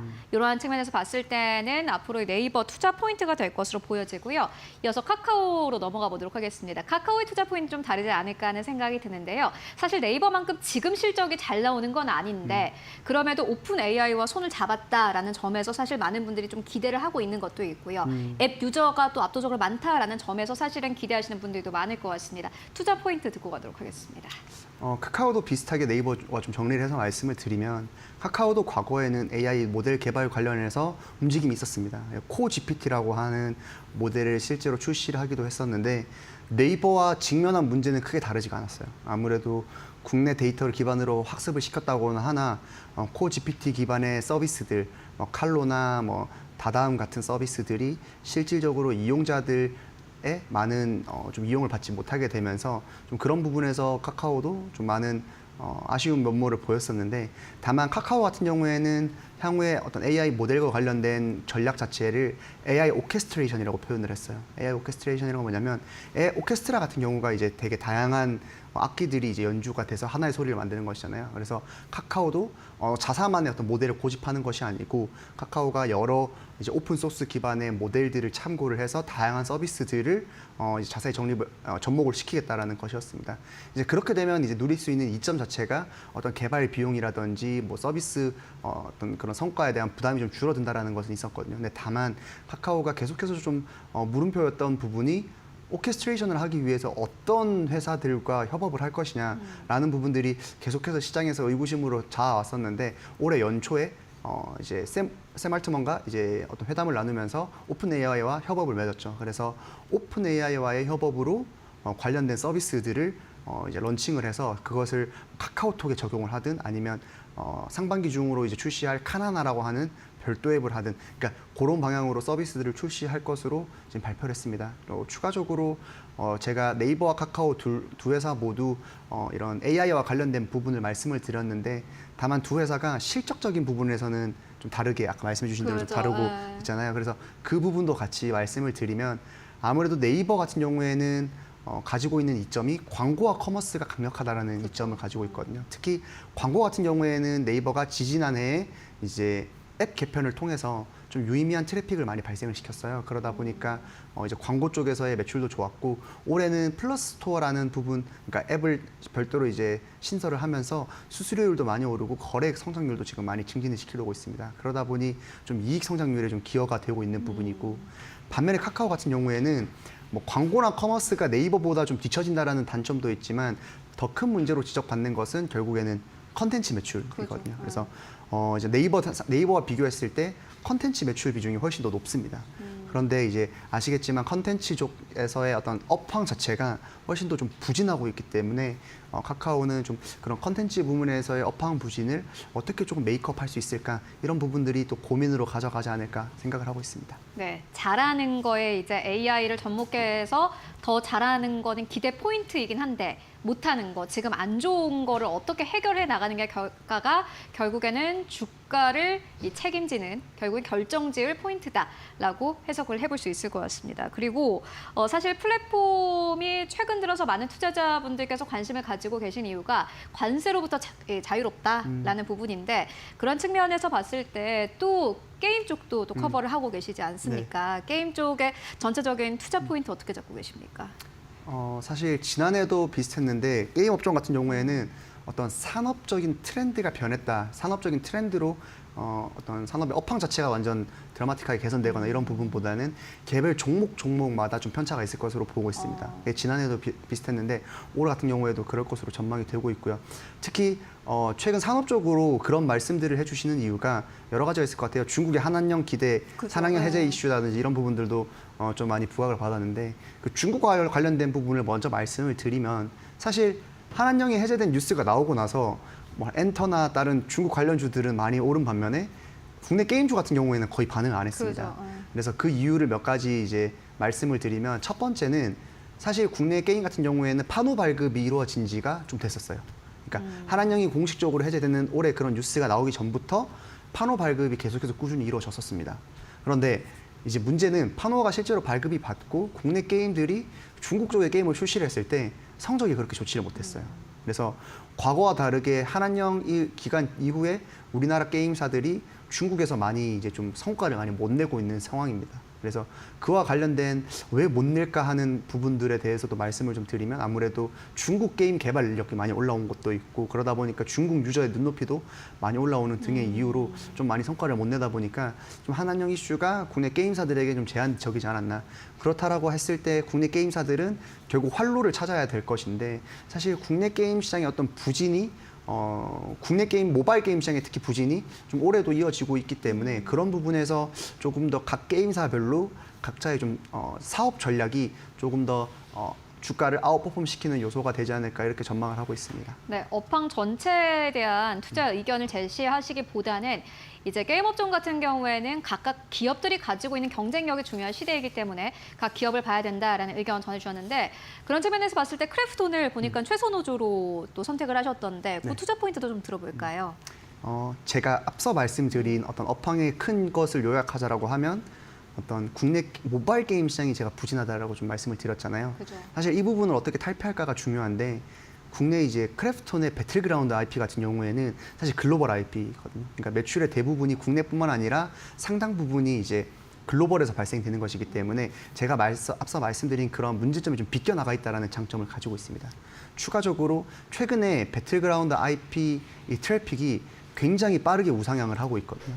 어제 같은 경우에는 아침에 기사가 난 건데 맞아요. 130만 명이 넘는 동시 접속자 수를 기록을 했어요. 그래서 작년 한 해 동안 우상향하면서 작년 연말, 올해 연초까지만 해도 이게 이제는 너무 많이 오른 트래픽이 기저로 작용해서 좀 부담이 되지 않을까라는 우려도 있었는데 지금 그 우려를 불식시키듯 트래픽이 올해 연초부터 또 계속 우상향을 하고 있거든요.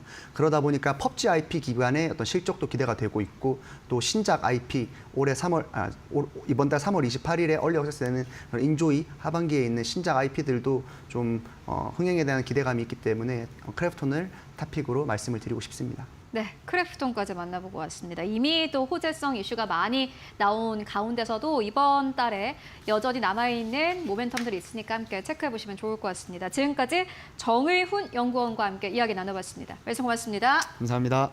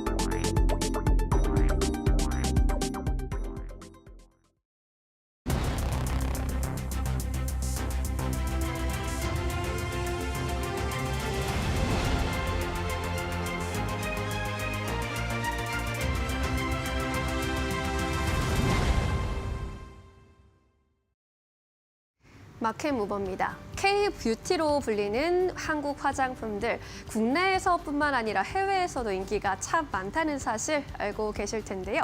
글로벌 트렌드를 좀 살펴보면요. 이제는 굿즈 겟어웨이라는 트렌드가 새로 생겼다고 합니다. 여행지에서 특정 제품을 구매하거나 이를 아예 목적으로 해서 여행을 계획하는 트렌드인데요. 우리나라를 방문하는 방문객, 외국인 관광객 10명 중에 1명은 이 굿즈 겟어웨이를 위해서 한국에 방문한다고 합니다. 가장 많이 선호하는 제품이 바로 화장품이라고 하는데요. 데이터를 보면 이 인기를 조금 더 확실하게 실감할 수 있습니다. 역대 화장품 수출액을 보면요. 2022년부터 23년, 24년까지 꾸준히 수출액이 우상향 곡선을 그리고 있는데 특히 2024년 지난해에는 전년 대비 20%나 증가를 하면서 102억 달러의 수출액을 올렸습니다. 사상 최대치를 기록한 거고요.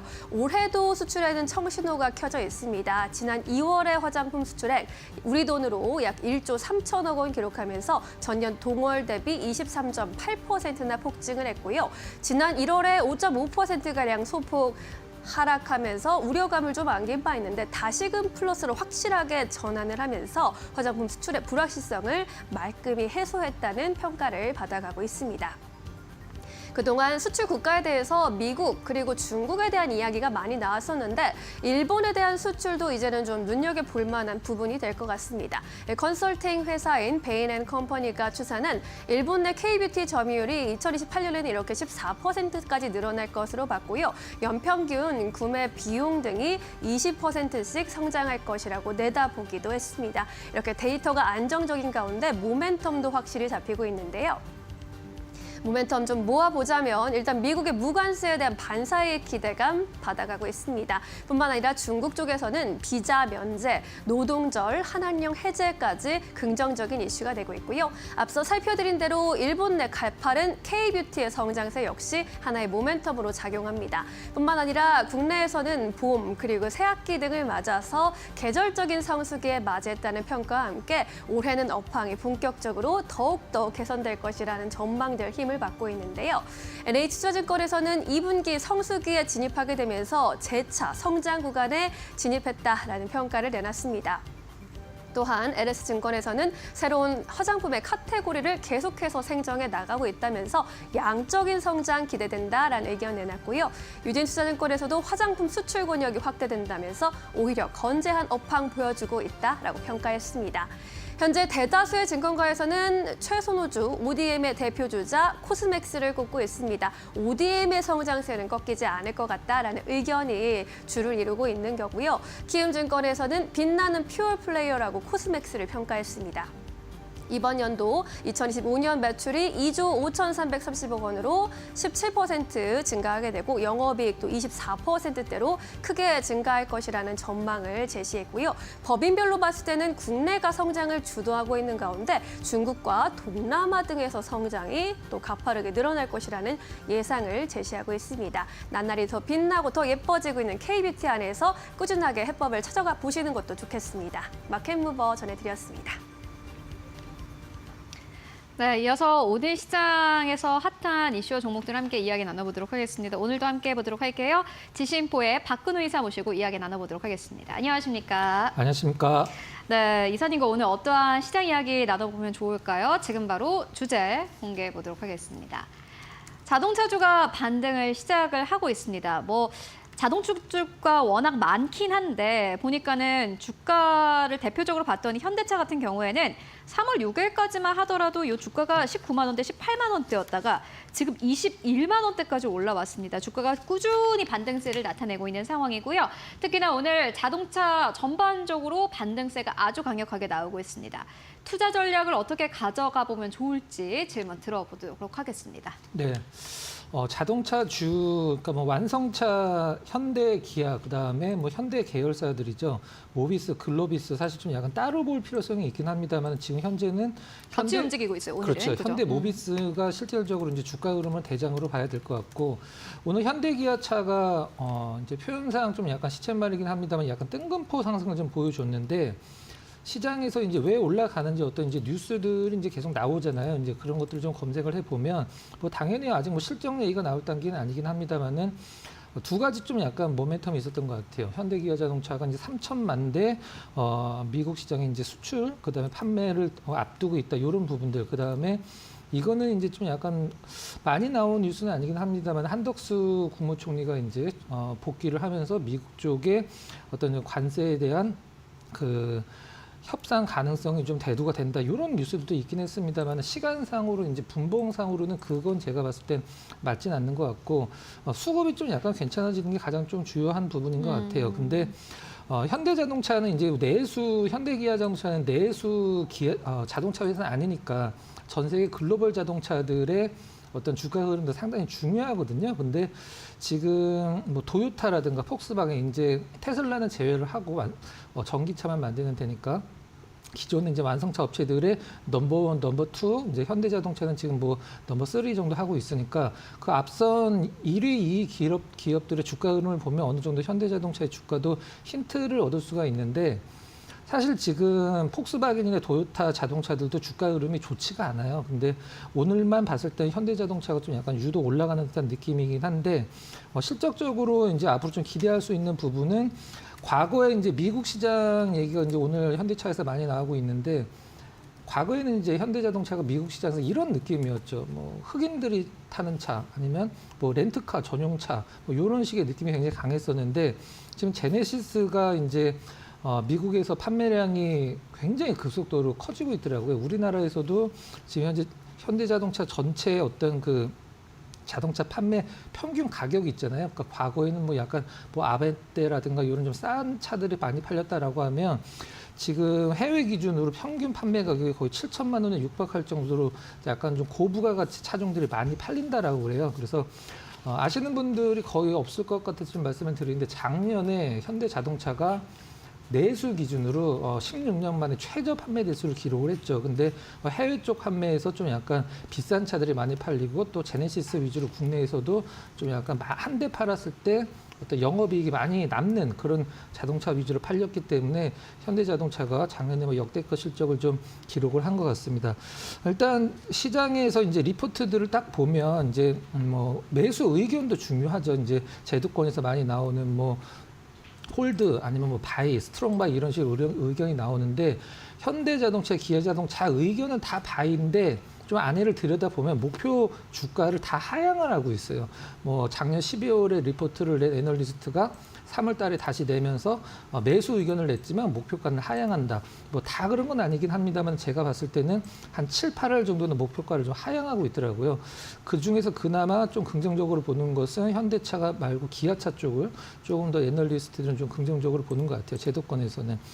일단 제 의견을 말씀드리면 투자 전략은 오늘 상승이 사실 무슨 어떤 이유가 있다라고 하면은 뭐 길게 안 갈 수도 있죠. 단발성 이슈로 끝날 수도 있는데 특별한 이슈 없이 이제 수급으로 올라간다는 것은 사실 굉장히 좀 긍정적으로 생각을 합니다. 하지만 글로벌 완성차 업체들의 주가 흐름이 아직은 좀 그렇게 좋지는 않기 때문에 현대자동차도 글로벌 완성차 업체고 기존에 이제 뭐 폭스바겐의 도요타들의 주가를 조금 더 확인을 하고 지금은 현대기아자동차를 좀 약간 관망을 하자 이렇게 말씀을 드리고 현대모비스는 주가 흐름 봤을 때 좀 약간 고가권 느낌이 있긴 합니다만 아직도 매수는 유효하다 이렇게 개인적인 의견 좀 전달해 드리도록 하겠습니다. 근데 글로벌 완성차 기업이라고 한다면은 뭐 어떤 거 말씀하시는 거예요? 폭스바겐 같은 경우에 사실 현대차랑 기아 쪽에 약간 점유율이 밀릴 수 있다라는 네. 이야기 때문에 보니까 좀 주가가 밀리는 것 같고 관세 이슈는 사실 현대차랑 기아가 어느 정도 흡수하지 않았나 하는 생각도 들거든요. 그렇게 네. 생각하시는 분들도 많을 것 같은데 글로벌 완성차 기업이랑은 조금 비교하기에는 좀 무리가 있지 않을까 하는 생각이 들거든요. 일단 그 폭스바겐이랑 현대자동차를 이제 차트를 같이 겹쳐서 보면 네. 올해 초죠. 올해 초에 좀 약간 디커플링 돼 있고 큰 흐름은 거의 같이 움직이거든요. 그래서 그런 부분들이 이제 제가 항상 중요하게 생각하는 거는 과거에 그랬다라고 해서 미래에 꼭 그럴 거라는 것을 담보하기 좀 힘들긴 하지만 그거는 근데 사실 그런 거 있잖아요. 현대차랑 기아가 이제 합쳐서 그 같이 파는 그 자동차 대수 자체가 폭스바겐을 이길 수 있다라는 그 보도가 사실 연초에 나왔었거든요. 그렇죠, 그렇죠. 그것도 중요하긴 한데 이제 전반적인 이제 자동차 경기를 대변할 수 있는 게 탑 업체들이기 때문에 뭐 현대자동차도 탑 업체긴 합니다만은 그런 쪽에서 먼저 좀 약간 분위기 반전이 나올 때 현대기아자동차도 이제 주가적인 측면에서 이제 그런 것들이 있거든요. 해외 쪽에서 이제 매수가 들어올 때 우리가 보통 뭐 마이크론을 뭐 하이닉스에 먼저 이제 주가 움직임을 보듯이 도요타나 그 폭스바겐들이 먼저 움직이면 기존에 이제 해외 쪽 자금들도 현대자동차를 보는 시선이 좀 약간 달라지거든요. 그런 부분들도 좀 약간 참고를 해야 될 것 같습니다. 네, 알겠습니다. 자동차 쪽 살펴보고 왔습니다. 다만 외국인 수급 봤을 때는 자동차 쪽으로 계속해서 수급은 들어오고 있습니다.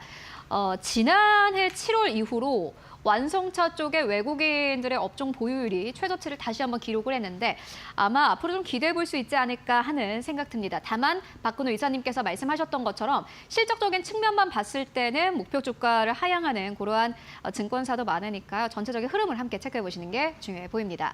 그렇다면은 오늘 시장에서 또 주목할 만한 헤드라인 어떤 것들이 있을까요? 이어서 신민영 앵커가 전해드립니다.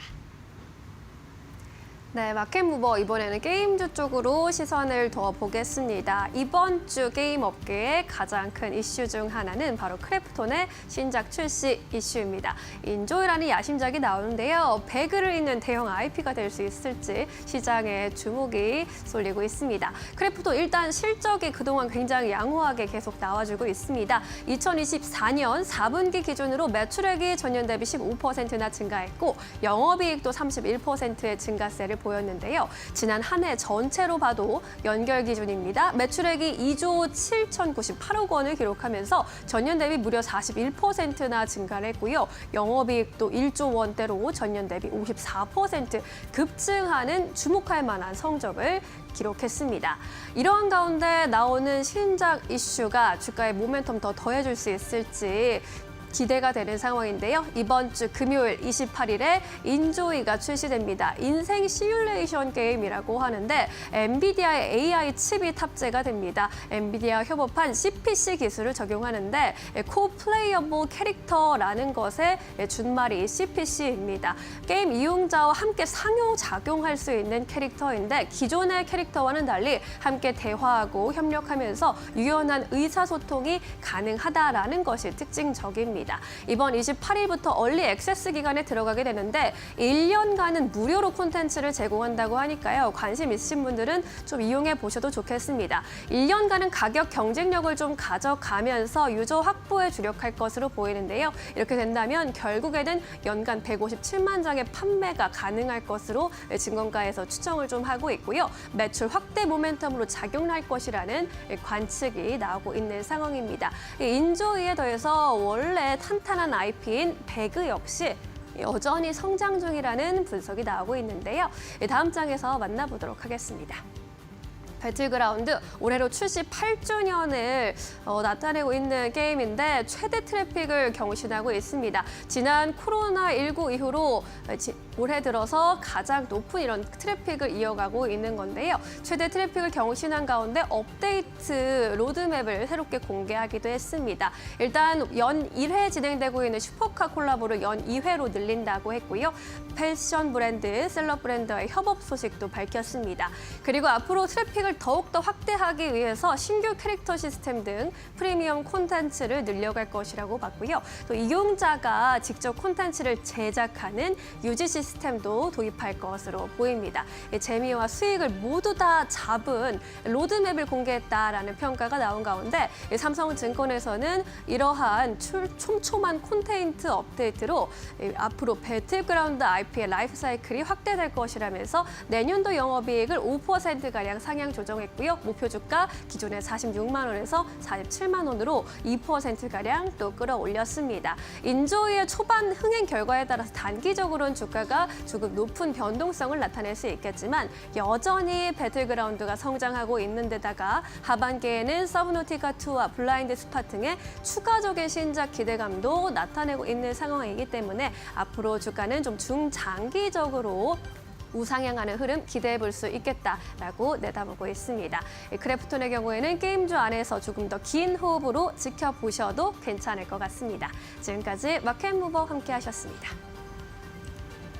네, 이어서 오늘 시장에서 핫한 기업들 하나하나 살펴보도록 하겠습니다. 먼저 박근호 이사님께서 첫 번째로 주목해 주신 기업은 PSK인데요. 오늘 4% 가깝게 상승세 나오고 있고 22,000원대에서 거래가 되고 있습니다. 이 기업 보니까는 기관이 지난주부터 꾸준히 사들였던 기업인데 주가가 역시나 하루도 안 쉬고 6거래일 동안 상승세를 보여왔던 바 있습니다. 이 기업 어떻게 보고 계실까요? 네, PSK가 있고 PSK 홀딩스가 있죠. 두 기업에 약간 차이가 있는데 주가 흐름은 거의 뭐 커플링이 돼서 움직이긴 합니다만 오늘은 좀 약간 갈린 것 같아요.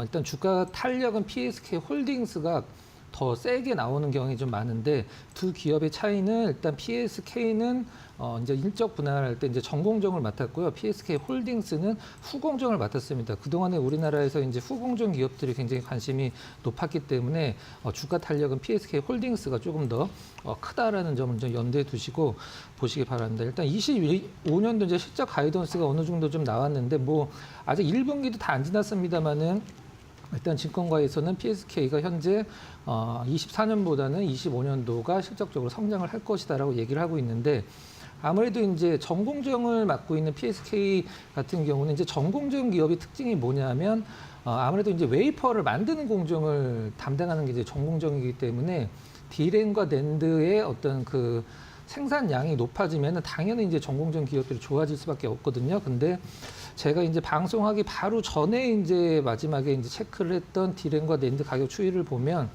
낸드 같은 경우는 이제 D램은 살짝 조금 올랐습니다. 조금 올랐는데 큰 의미를 갖기는 힘들고 우리가 보통 D램이 오를 때 반도체 메모리가 오를 때 두 가지가 오르는 이유가 두 가지가 있어요. 수요가 많아졌고 오르는 거 이게 진짜로 오르는 거고 공급적인 측면에서 일단 좀 물량을 조절을 하면서 감산을 하면서 가격적인 부분을 방어를 할 때 가격이 살짝 오르거든요. 근데 지금 후자기 때문에 아직 본격적으로 이제 D램 부분은 상승한다라고 말을 하기는 좀 힘들고 낸드 같은 경우는 이제 샌드스크에서 올린다라고 이제 발표를 했기 때문에 괜히 올리는 건 아니죠. 이제 수요라든가 여러 가지 측면 쪽에서 이제 어떤 그 커지기 때문에 낸드 쪽을 이제 올리겠다라고 해서 지금 전공정 업체들을 보자라는 얘기 좀 많이 나와 있고 그다음에 PSK도 전국민 대표주로서 아무래도 이제 전공정 쪽에서 이제 포토레지스트 스크리퍼가 뭐 글로벌 1위 기업이죠. 어떤 장비냐면은 우리가 또 회로를 그리고 나서 포토레지스트가 이제 감광하게 발라져 있으면 회로가 그려진 부분 외를 이제 닦아내야 되는데 그걸 만드는 기업 글로벌 시장 1위죠. 근데 경쟁자들이 물론 뭐 그 장비를 납품하는 매출처는 우리가 다 아는 삼성전자, 하이닉스, 인텔, 마이크론 이런 기업들인데 경쟁자들이 워낙 이제 출중한 기업들이 많아서 우리가 보통 아는 뭐 어플라이드 머티리얼즈나 램 리서치, 그다음에 도쿄 일렉트론 이런 기업들과 같이 경쟁을 하고 있어서 일단은 뭐 지금은 글로벌 1위를 차지하고 있긴 합니다만은 조금 더 회사 쪽에서 분발을 해야 되겠다라고 생각을 하고 있고요. 가장 좀 체크 포인트로 삼아야 될 부분들은 차트 잠깐 보면서 말씀드려보도록 하겠습니다. 앞서 이제 앵커께서 잠깐 기관 수급을 좀 언급해 주셨었는데 가장 좀 이 기업이 지금 주가를 상승을 일으키고 있는 원동력 이제 주가 기관 쪽의 매수죠. 이제 화면에서 오른쪽 위에 잡혀 있는 파란색 선이 기관이고 빨간색 선은 매군입니다. 기관이 이제 굉장히 타이트하게 좀 들어오고 있고 좀 약간 주가적인 측면에서 특이한 점은 기존의 이제 고점이라고 얘기할 수 있는 2월 말쯤에 형성되어 있는 주가 고점을 이제 지금 가볍게 좀 넘었다라는 점이 그때 형성됐던 거래량이 지금 PSK의 거래량보다 훨씬 많았었거든요. 근데 전고점 거래량을 지금 그때 거래량보다 조금 더 적게 거래가 형성이 되면서 넘고 있다는 것은 그만큼 좀 매도가 적게 나오고 있다는 것을 이해를 하시면 될 것 같아요. 정리를 하면은 뭐 아직은 확실하진 않긴 합니다만은 이제 메모리 업황이 좋아지면 후공정보다 전공정 기업들의 실적이 당연히 타이트하게 좋아지고 수급도 좋고 일단은 뭐 지금 시장에서 전공정 기업들을 주목하고 있기 때문에 글로벌 1위 기업인 PSK를 관심 있게 좀 보시기 바랍니다. 네, PSK 가장 첫 번째 기업으로 보고 왔습니다. 또 기관의 수급이 받쳐주는 만큼 앞으로 또 주가에 대한 기대감도 높아지고 있는 기업입니다. 이어서 두 번째 기업 바로 만나볼게요. 두 번째 기업은 금호석유입니다. 오늘 3% 가깝게 상승세 나오고 있고 11만 9,200원대에서 거래가 되고 있는데 이 기업도 역시나 마찬가지 좀 최근 들어서 약간 횡보하긴 했지만은 1월 대비해선 주가가 좀 많이 올라온 상황입니다. 보니까 오늘 아침에 증권사에서 금호석유 관련 리포트도 여러 나왔더라고요. 네. 이 기업 어떻게 보고 계실까요? 오늘 리포트랑 어떤 기사들이 굉장히 많이 나왔죠. 그죠, 예. 일단 그거에 대한 것은 이제 1분기가 어닝 서프라이즈가 이제 예상이 된다. 지금 이제 뭐 1분기 다 지났기 때문에 거의 1분기는 어닝 서프라이즈가 나온다라고 보시면 될 것 같아요. 근데 지금 이 어닝 서프라이즈가 나오는 거 대비해서 주가 좀 더 올랐기 때문에 그게 더 이제 메리트가 있는 거죠.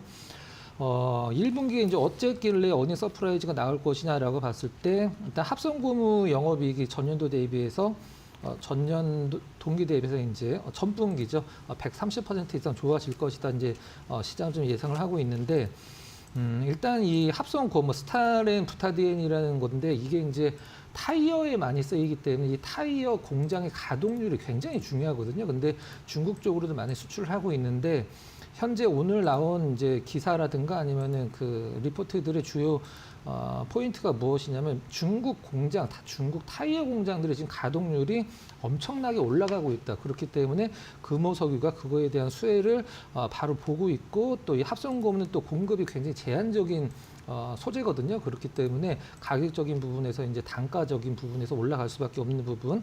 그리고 얼마 전에 이제 우리나라 타이어 3사 한국 타이어, 금호 타이어, 넥센 타이어도 발표를 했죠.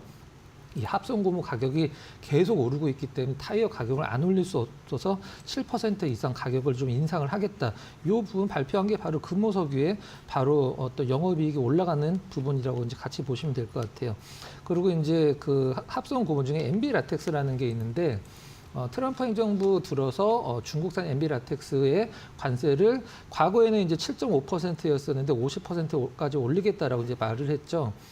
발표를 했죠. 근데 이 엔비라텍스가 어디에 쓰이는 거냐면 우리가 보통 수술용 장갑에 굉장히 많이 쓰이는 소재예요. 근데 그 부분이 지금 경쟁을 하고 있는 게 중국이랑 우리나라가 아니고 동남아시아, 말레이시아 등과 이제 중국이 경쟁을 하고 있는데 일단 지금 금호석유의 엔비라텍스 주요 매출처가 말레이시아거든요. 그러면은 중국 쪽에 엔비라텍스 관세가 7%에서 50%까지 올라가면은 수혜를 보는 쪽은 말레이시아다. 근데 금호석유의 엔비라텍스의 매출처는 말레이시아다. 그러면은 이 부분과 관련돼서 어떤 매출이 늘어날 수밖에 없다. 요거는 이제 어떤 공식인 것 같고요. 일단 그 주주 환원 정책이 굉장히 좀 좋은 걸 발표를 해서 지금 올해 이제 어떻게 진행이 될지 일단 지켜봐야 될 것 같은데 26년도까지 내년까지 이제 자사주의 50%를 이제 소각을 시키겠다라고 발표를 했는데 자사주를 소각을 시키는 건 사실 자사주 매수보다도 사실 시장에서 더 반기는 거거든요. 이제 주식 수가 줄어들면 당연히 주가 가치가 올라가는 거니까. 그래서 이 부분들도 어떤 주가의 레벨업과 좀 약간 관계가 있다라고 보시면 될 것 같고 그동안에 이제 우리나라 석유화학 업체들이 중국이랑 인도의 석유화학 기업들이 유가가 올라갈 때 러시아 원유를 굉장히 싼 가격에 뒤로 돌려서 러시아 원유를 수입을 해서 그걸로 화학 제품들을 만들어 와서 이제 가격적인 부분들이 굉장히 우위에 있었거든요. 근데 지금 트럼프 정책상 사실 원유 가격이 올라가긴 좀 약간 힘들지 않나라는 생각을 하고 있고 실질적으로 원유 가격도 굉장히 밑에서 하향 안정화가 되고 있는 상황이에요. 그래서 기존의 중국과 인도 경쟁사들이 어떤 높은 원유 가격을 이용을 해서 어떤 가격적인 우위를 점한 부분들도 많이 좀 약화가 되고 있다. 이렇게 보시면 될 것 같습니다. 차트는 사실 뭐 특별한 부분은 없기 때문에 그냥 한 번씩 확인하시면 될 것 같고요. 지금 시장 대비해서 이제 올랐던 화학 업종들이 조금씩 약간 처지고 있는 구간들인데 금호석유는 일단은 나름대로 좀 모멘텀이 많이 있기 때문에 화학 업종들 중에서 이제 원탑으로 보는 시선이 많다. 이렇게 말씀드리도록 하겠습니다. 원탑이요. 네. 알겠습니다.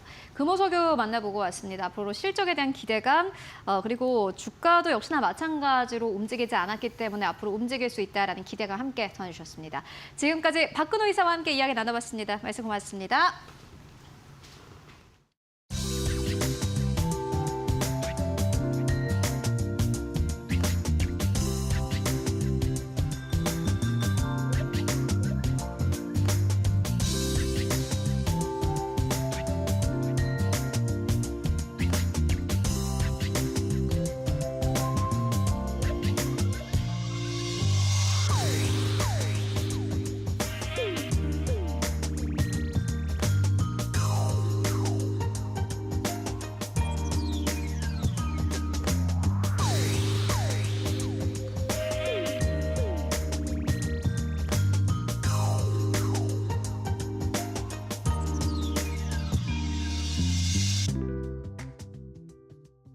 네, 마감 전략 세워보도록 하겠습니다. SK증권 이천 PB센터로 가보도록 하겠습니다. 소영훈 차장 연결되어 있습니다. 안녕하십니까?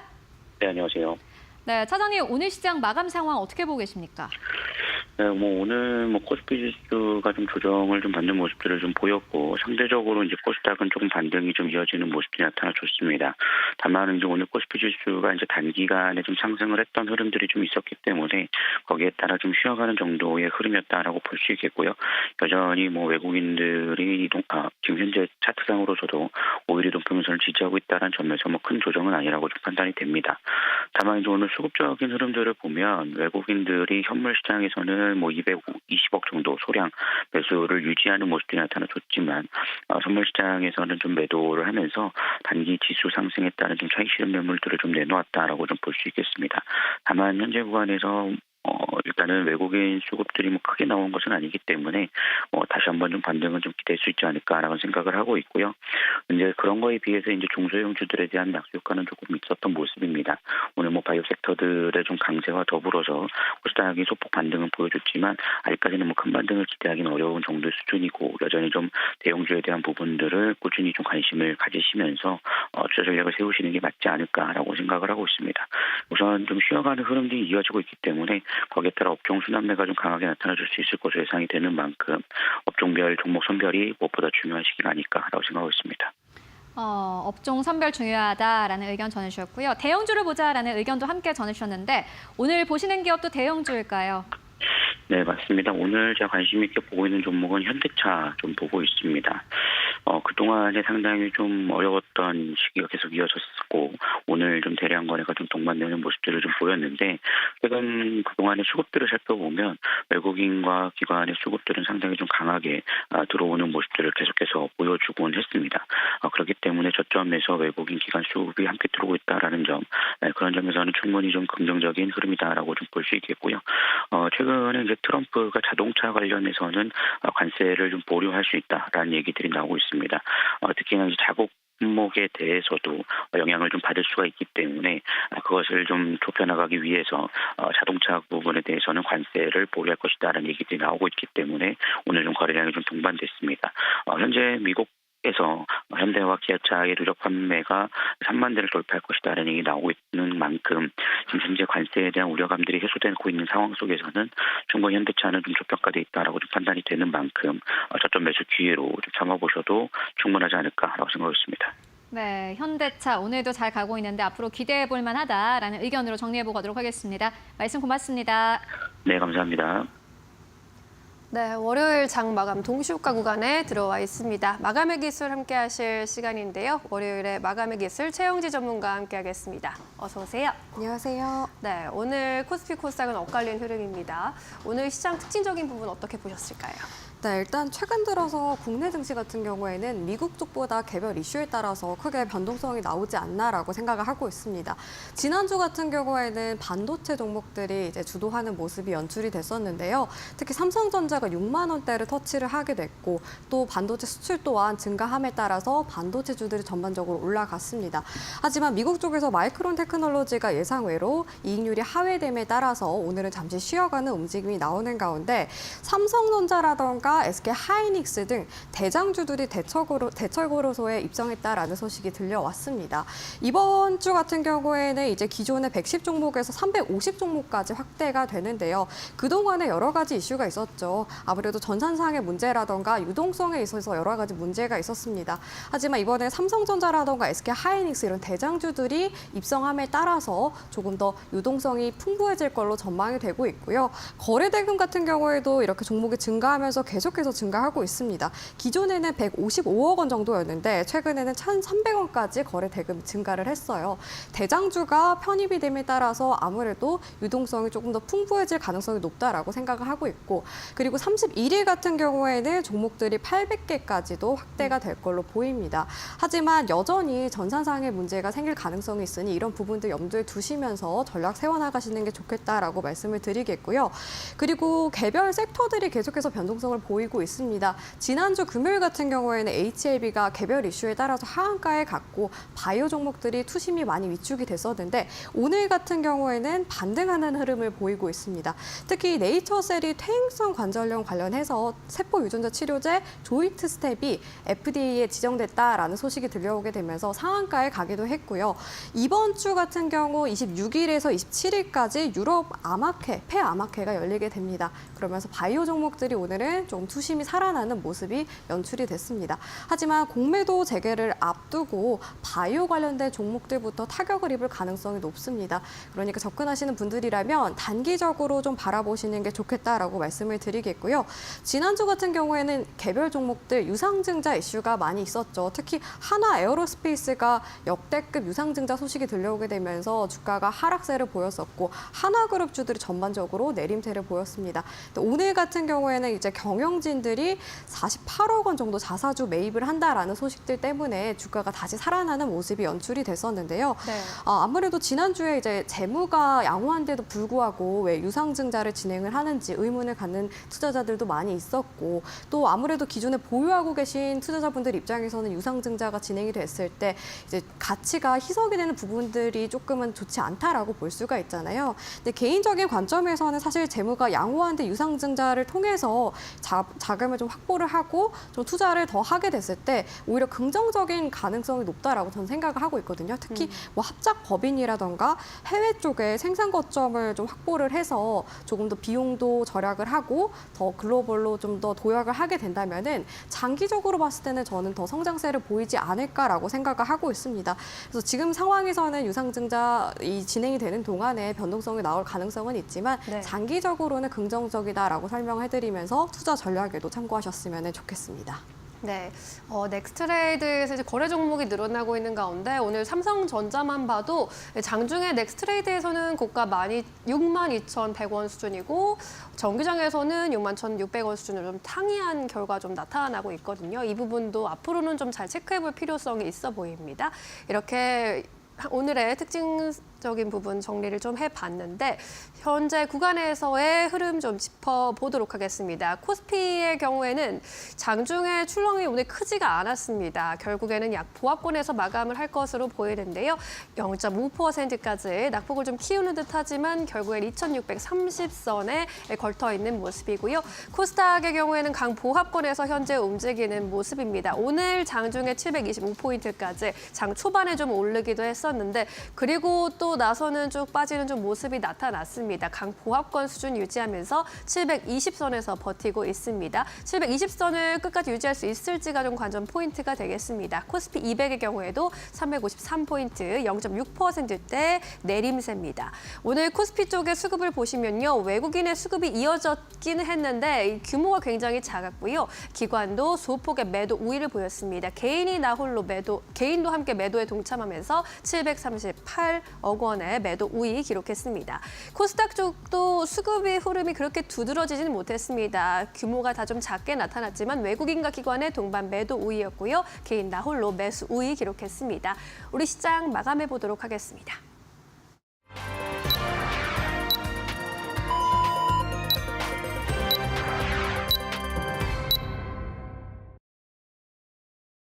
네, 3월 24일 월요일장 모두 다 마무리가 됐습니다. 여러분들 오늘도 고생 많으셨습니다. 오늘 지수단에서만 봤을 때는 시장에 큰 움직임은 없었습니다. 코스피는 약보합권, 코스닥은 강보합권을 그대로 유지하면서 거래를 마감을 했는데요. 다만 종목별로 봤을 때는 희비가 완전히 엇갈렸습니다. 지금까지 오래 쉬어갔던 자동차 쪽으로 오늘 시장에서 외국인과 기관의 강력한 매수가 들어오기도 했습니다. 그리고 오늘 사실 IT 투톱 기업 삼성전자와 SK 하이닉스 주가는 내리긴 했지만 외국인들의 수급은 오늘도 삼성전자와 SK 하이닉스 쪽으로 들어오기도 했고요. 또 지난 금요일에 크게 조정을 받았던 여러 방산업체 쪽으로도 역시나 마찬가지 오늘 외국인 수급이 들어오기도 했습니다. 그렇다면 오늘 지수는 어느 정도에서 마감했을까요? 마감 지수 상황 바로 만나보시죠. 네, 오늘 코스피 0.4%의 하락세 2,632선에서 거래를 마감을 했습니다. 코스닥은 0.1%의 강보합권 720선 턱걸이하면서 거래 마감했고요. 달러에 대한 원화의 환율이 다시 한번 조금 더 위쪽으로 고개를 현재 들기 시작을 했습니다. 전 거래일 대비해서 5원 이상 오르면서 1,467원 선에서 거래 마감했습니다. 사실 지난주까지만 하더라도 여전히 1,450원대 머물긴 했었는데 오늘 다시 한번 거의 70원 가깝게 다가선 상황입니다. 그렇다면 오늘 코스피 1위권부터 5위권까지 대형주들의 흐름은 어땠을까요? 네, 1위권부터 5위권까지 삼성전자, SK 하이닉스 나란히 1%대 조정, 삼성전자 65,000원대, 결국엔 61,000원대 깨지면서 거래 마감했습니다. SK 하이닉스도 역시나 마찬가지로 21만 원대를 그대로 유지하면서 거래 마감했고요. LG엔솔이 이제 시가총액 3위권까지 다시 한번 진입이 됐습니다. 최근 들어서 LG엔솔과 삼바가 3위권과 4위권 엎치락 뒤치락하는 모습 보여주고 있는데 오늘은 LG엔솔이 0.7%의 상승세 33만 원대에서 종가 형성을 했고요. 삼바는 1%대 조정. 현대차 쪽으로 반발 매수 강력하게 들어오면서 4%대 가깝게 강세 나왔고 21만 원대까지 올라가면서 거래 마감했습니다. 다음 기업들 만나보시죠. 네, 6위권부터 10위권까지 셀트리온 0.8%대 조정. 기아도 역시나 마찬가지 현대차와 함께 잘 움직였습니다. 3%대 넘게 강세 탄력 보이면서 98,700원대까지 올라가면서 종가 형성했고요. 네이버가 이제 시가총액 9위권까지 다시 한번 진입한 모습 확인하실 수 있습니다. 1%대 조정 20만 7천원대에서 종가 형성했고요. 그리고 KB금융이 이제 우선주 제외하고는 9위권, 우선주와 함께는 10위권입니다. KB금융은 0.6%대 상승세 81,800원대까지 올라오면서 거래 마감했습니다. 이에 따라서 한화 에어로스페이스 에어로스페이스가 이제 11위권부터 15위권까지 빠진 상황인데 다음 기업들 함께 넘어가서 만나보도록 하겠습니다. 네, 하나 에어로스페이스 11위권에 유지하고 있고요. 오늘 7%대 반등이 나왔습니다. 67만 5천 원대까지 올라가면서 거래 마감했고, 그리고 현대차와 기아만 움직인 것이 아닙니다. 그 밑에 단에 있는 부품 쪽도 오늘 시장에서 아주 강력하게 움직였는데 현대모비스 보시다시피 5% 가깝게 급등세 나왔습니다. 27만 9,500원대까지 올라가면서 아주 강력한 흐름을 보여주기도 했고요. HD 현대중공업 오늘 시장에서 보합권, 포스코홀딩스가 오늘 약간의 조정이었습니다. 5%대 조정, 30만 8,500원대에서 종가 형성하면서 31만 원대 깨지고 32만 원대마저 깨진 모습 보여주고 있습니다. 그리고 신한지주도 1.6%대 넘게 상승하면서 금융주 가운데서는 가장 강력한 상승세를 보여주기도 했고요. 이어서 코스닥 시장으로 넘어가 보시죠. 네, 사실 지수만 봤을 때는 코스닥이 조금 더 괜찮은데 보시다시피 HLB가 15%대 넘게 반등세를 나타내면서 오늘 코스닥 지수를 견인한 것으로 보여집니다. HLB 53,700원대까지 올라갔습니다. HLB는 신약에 대한 기대감이 나오고 있는 상황이고 FDA 승인에 대한 기대감이 나오고 있는 상황입니다. 물론 FDA 쪽에 미승인이 있었지만은 앞으로 계속해서 보완해 나가겠다라는 대표의 의지를 공개적으로 보여주면서 HLB 주가가 역시나 마찬가지로 함께 변동성을 보여주고 있는 상황이고요. 알테오젠 0.68%의 상승세 37만 2,500원대에서 거래 마감했습니다. 다만 에코프로 계열사도 오늘 시장에 전반적으로 약간의 조정, 레인보우 로보틱스 계속해서 조정 나오고 있습니다. 2%대 조정 28만 원대에서 종가 형성했네요. 이어서 6위권부터 10위권까지를 함께 만나보시죠. 네, 6위권부터 10위권까지 3천장제 1.7%대 오늘 반등 나왔고 19만 2천 원대까지 올라가면서 거래 마감했습니다. 그리고 휴젤도 역시나 마찬가지로 조용히 계속해서 강한 기업인데 오늘은 약간의 조정이었고요. 클래시스 1.8%대 조정, 리가캠바이오 1%대 조정, 파마리서치 보합권에서 32만 7천 원대에서 오늘 종가 형성했습니다. 네, 지금까지 코스피 코스닥 마감 상황 함께 살펴보고 왔습니다. 네, 월요일 국내 지수, 양지수의 마감 상황 좀 엇갈렸습니다. 업종별로 봤을 때도 혼조세가 나타났는데요. 자동차 부품, 방산, 엔터, 게임 쪽이 강세를 보였는데 반면에 철강과 가스 유틸리티, 반도체, 건설 섹터 쪽에서는 약세가 좀 두드러졌습니다. 계속해서 내일장 전략으로 넘어가 보도록 하겠습니다. 전문가님, 이번 주 월요일 출발이 조금 깨림직하게 느껴지기도 하네요. 네. 어떤 전략이 유효할까요? 네, 아무래도 이렇게 업종별로 좀 차별화된 장세가 연출이 되고 있고 또 공매도 재개를 앞두고 있는 만큼 고평가돼 있는 2차 전지라던가 혹은 바이오 종목들은 조금 더 조심스럽게 접근하셨으면 좋겠다라고 먼저 말씀을 드리고 싶습니다. 다음 주죠. 드디어 공매도가 재개가 되는데요.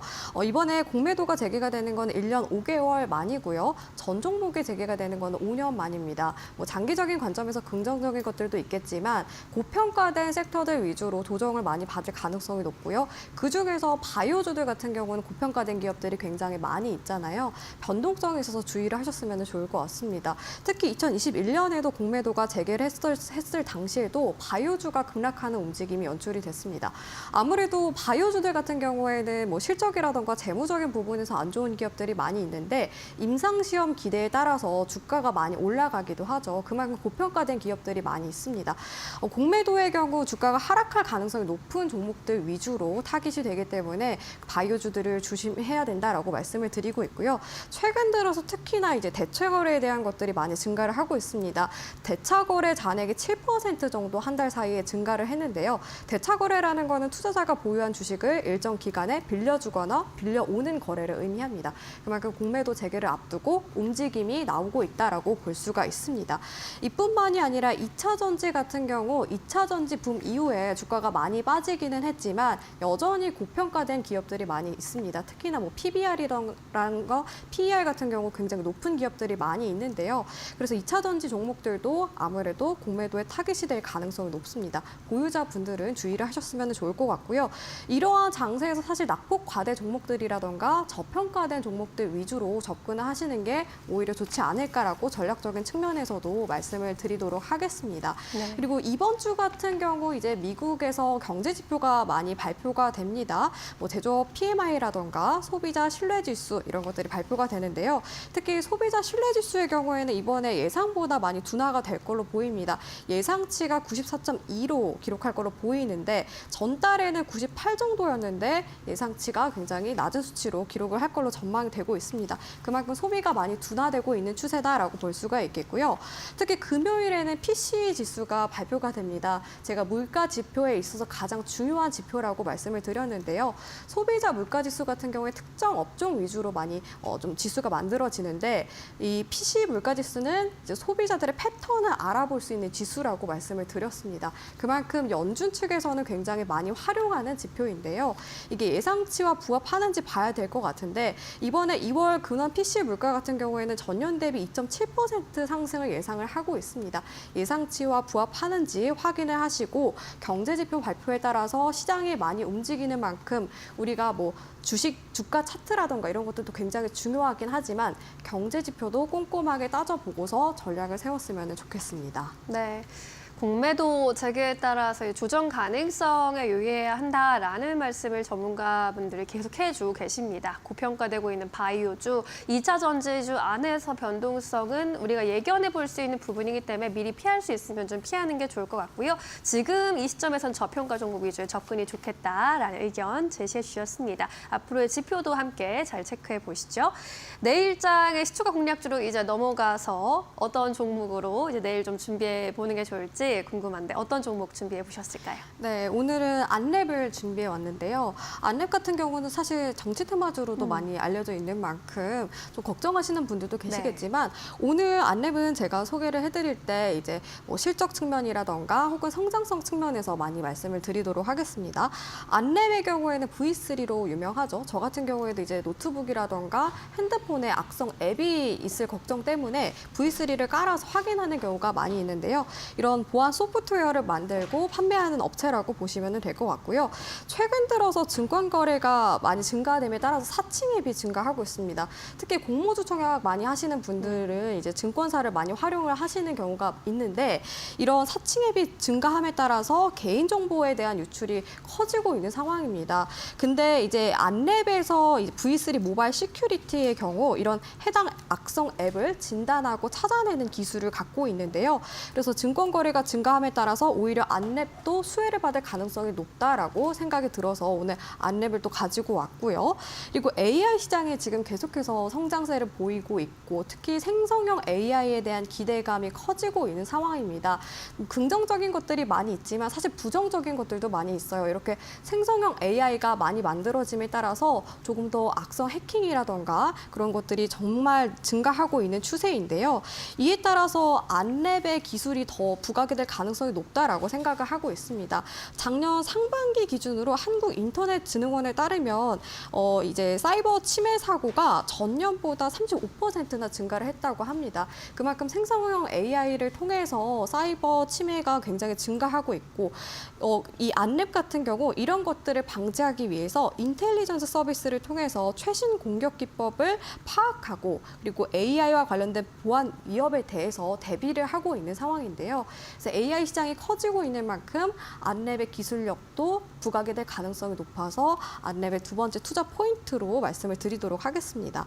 마지막으로 안랩이 아무래도 뭐 우리나라에서 점유율도 큰 사이버 보안 관련주인 만큼 성장세가 둔화되는 것 아니냐라고 생각하시는 분들 많이 계실 것 같은데 꾸준히 성장세가 지속이 되고 있습니다. 특히 자회사를 통해서 사업을 확대를 하고 있는데요.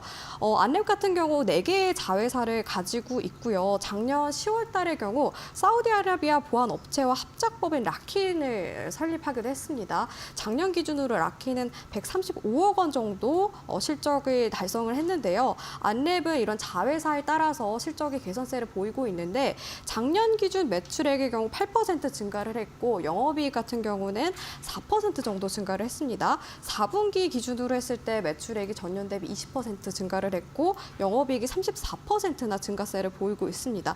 점유 점유율이 큰 기업인데도 불구하고 이렇게 성장세가 지속이 되는 것만으로도 저는 긍정적이라고 바라보고 있고 특히나 기술력에 있어서는 사이버 보안주들 중에서는 가장 뛰어난 종목이 아닐까라고 생각이 들어서 이런 실적 개선에 대한 모멘텀들도 참고를 하시면 좋겠다라고 말씀을 드리도록 하겠습니다. 차트 보면서 가격 측면 설명을 해드리도록 하겠습니다. 네. 지금 상황에서 오늘 기준으로 종가가 1%대 상승을 하면서 마감을 했어요. 안랩의 경우 이동평균선이 정배열 차트로 추세 자체는 살아있는 상황인데 다만 한 7만 8,000원 구간대에서 매물이 길게 쌓여 있습니다. 이 구간대를 뚫지 못하고 지금 머물고 있는 상황인데 만약에 거래량과 함께 이 구간대를 뚫어주게 된다면은 위에 상단이 열려져 있는 만큼 추가적으로 추세가 상승세를 보일 가능성이 높다라고 판단을 하고 있습니다. 월봉상으로 봤을 때 그래서 매물이 많이 쌓여 있는 구간대를 찾아보니까 96,000원 구간대에서 캔들이 접점이 많이 있더라고요. 그만큼 강한 저항대, 강한 가격대라고 생각을 하고 있습니다. 있어서 목표가를 잡고 싶다면은 96,000원을 잡아보시는 게 좋겠다라고 말씀을 드리도록 하겠고요. 현재 상황에서는 사실 안랩 추세 자체도 좋고 뭐 실적 측면이라던가 재무라던가 기술적인 측면에서는 저는 굉장히 긍정적인 것들이 많다고 판단을 하고 있습니다. 그래서 단기적인 접근보다는 장기적으로 끌고 갔으면 좋겠다라고 생각이 들어서 손절가를 조금 낮게 잡았습니다. 손절가의 경우 64,000원대를 잡았는데요. 월봉상으로 봤을 때 120선 구간대입니다. 만약에 이 구간에 이탈을 하게 되면은 좀 더 강한 조정을 받을 가능성이 높다라고 판단이 돼서 낮게 잡았고요. 장기적인 관점에서 이렇게 손절가를 낮게 잡은 거니 그런 부분들 확인하셨으면 좋겠고 무엇보다도 뭐 사이버 보안 시장에 대한 기대감 그리고 뭐 실적 개선에 대한 기대감, 자회사 성장에 대한 기대감들 이런 것들 판단을 하면서 전략을 세워보신다면 조금 더 도움이 될 것 같습니다. 이 안랩이 올해 창립 30주년인가 봐요. 그래서 안철수 의원이 창립 30주년 기념식에 직접 참석을 했다고 합니다. 경영 일선에서 물러나고 나서 정계에 진출한 다음에 오랜 기간 좀 거리를 유지해 왔는데 30주년은 좀 의미가 있다라는 의미로 참석을 한 것 같은데 이 자리에서 다시 시작이라는 마음으로 함께하는 사회에 기여하는 초인류 기업이 되어달라라는 주문을 하기도 했습니다. 지금 정치적인 이슈가 좀 맞물리고 있는 데에 따른 수혜도 조금은 가져갈 수 있지 않을까라는 생각도 드는데 목표가 96,000원, 손절가 64,000원으로 제시해 주셨습니다. 참고해 보시기 바라겠습니다. 오늘 여기까지 이야기 나눌게요. 고맙습니다.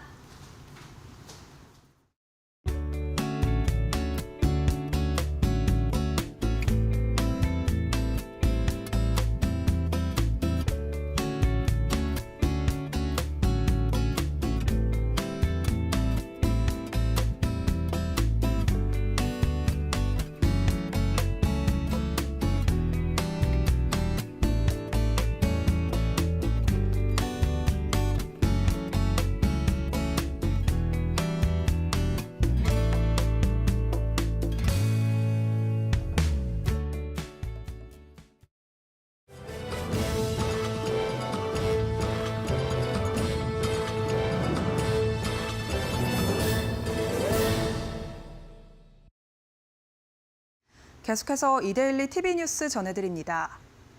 최상목 경제부총리가 미국 상호관세 등에 대한 정부의 대응 계획과 민감국가 지정에 대한 TF 구성을 지시했습니다.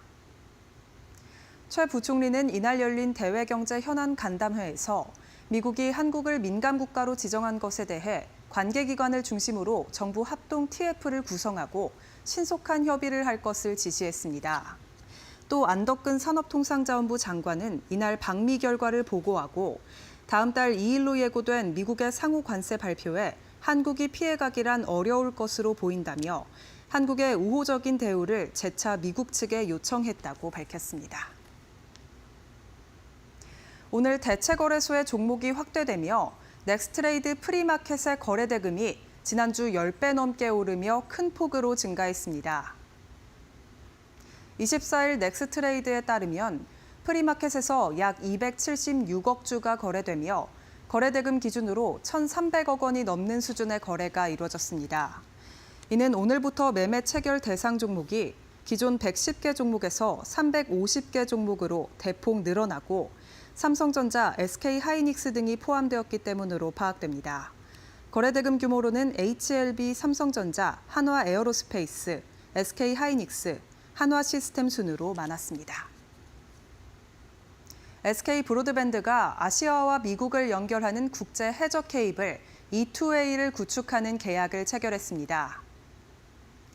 이번 컨소시엄에는 국내에서 SK 브로드밴드가 단독으로 참여하며 일본 소프트뱅크, 대만 청화텔레콤 등이 함께 참여합니다. 2028년 완공 예정인 E2A 해저 케이블의 총 길이는 12,500km로 한국, 일본, 대만 등 아시아와 미국의 주요 디지털 허브를 연결해 한국에서 미국까지 16테라 수준의 데이터 처리 용량을 제공합니다. 하민용 SK 브로드밴드 AIDC 사업부장은 E2A 해저 케이블 참여를 통해 AI 시대의 다양한 수요에 맞춰 서비스 안정성과 확장성을 크게 높일 수 있을 것이라고 말했습니다.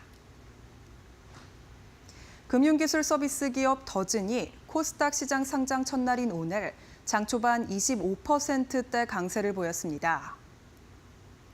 오늘 더즌은 장 초반 최고 25%까지 상승하다 하락 전환하며 마감했습니다. 더즌은 기업용 금융 부가가치 통신망을 기반으로 대출 비교 서비스, 환전 키오스크, 인증 서비스 등 금융 서비스 사업을 영위하는 기업입니다.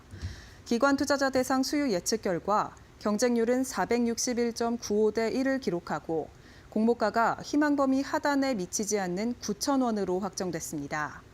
이후 진행된 일반 투자자 대상 청약에서는 222.01대 1의 경쟁률을 기록하고 청약 증거금으로 약 6,244억 원이 모였습니다. 지금까지 이데일리 TV뉴스 전해드렸습니다. 네, 오늘 저희가 준비한 소식은 여기까지입니다. 이번 주에는 많은 굵직굵직한 기업들의 이 주주총회가 예정이 되어 있습니다. 어떠한 이야기 나오는지 잘 살펴보셔야 될 것 같고요. 네, 그리고 주말 사이에 전해진 산불 소식으로 마음 한켠이 무겁기도 합니다. 피해 복구가 하루빨리 이뤄지길 기원해 보겠습니다. 저희는 내일 더 유용한 정보로 함께 돌아오도록 하겠습니다. 네, 시청해주신 여러분 모두 고맙습니다.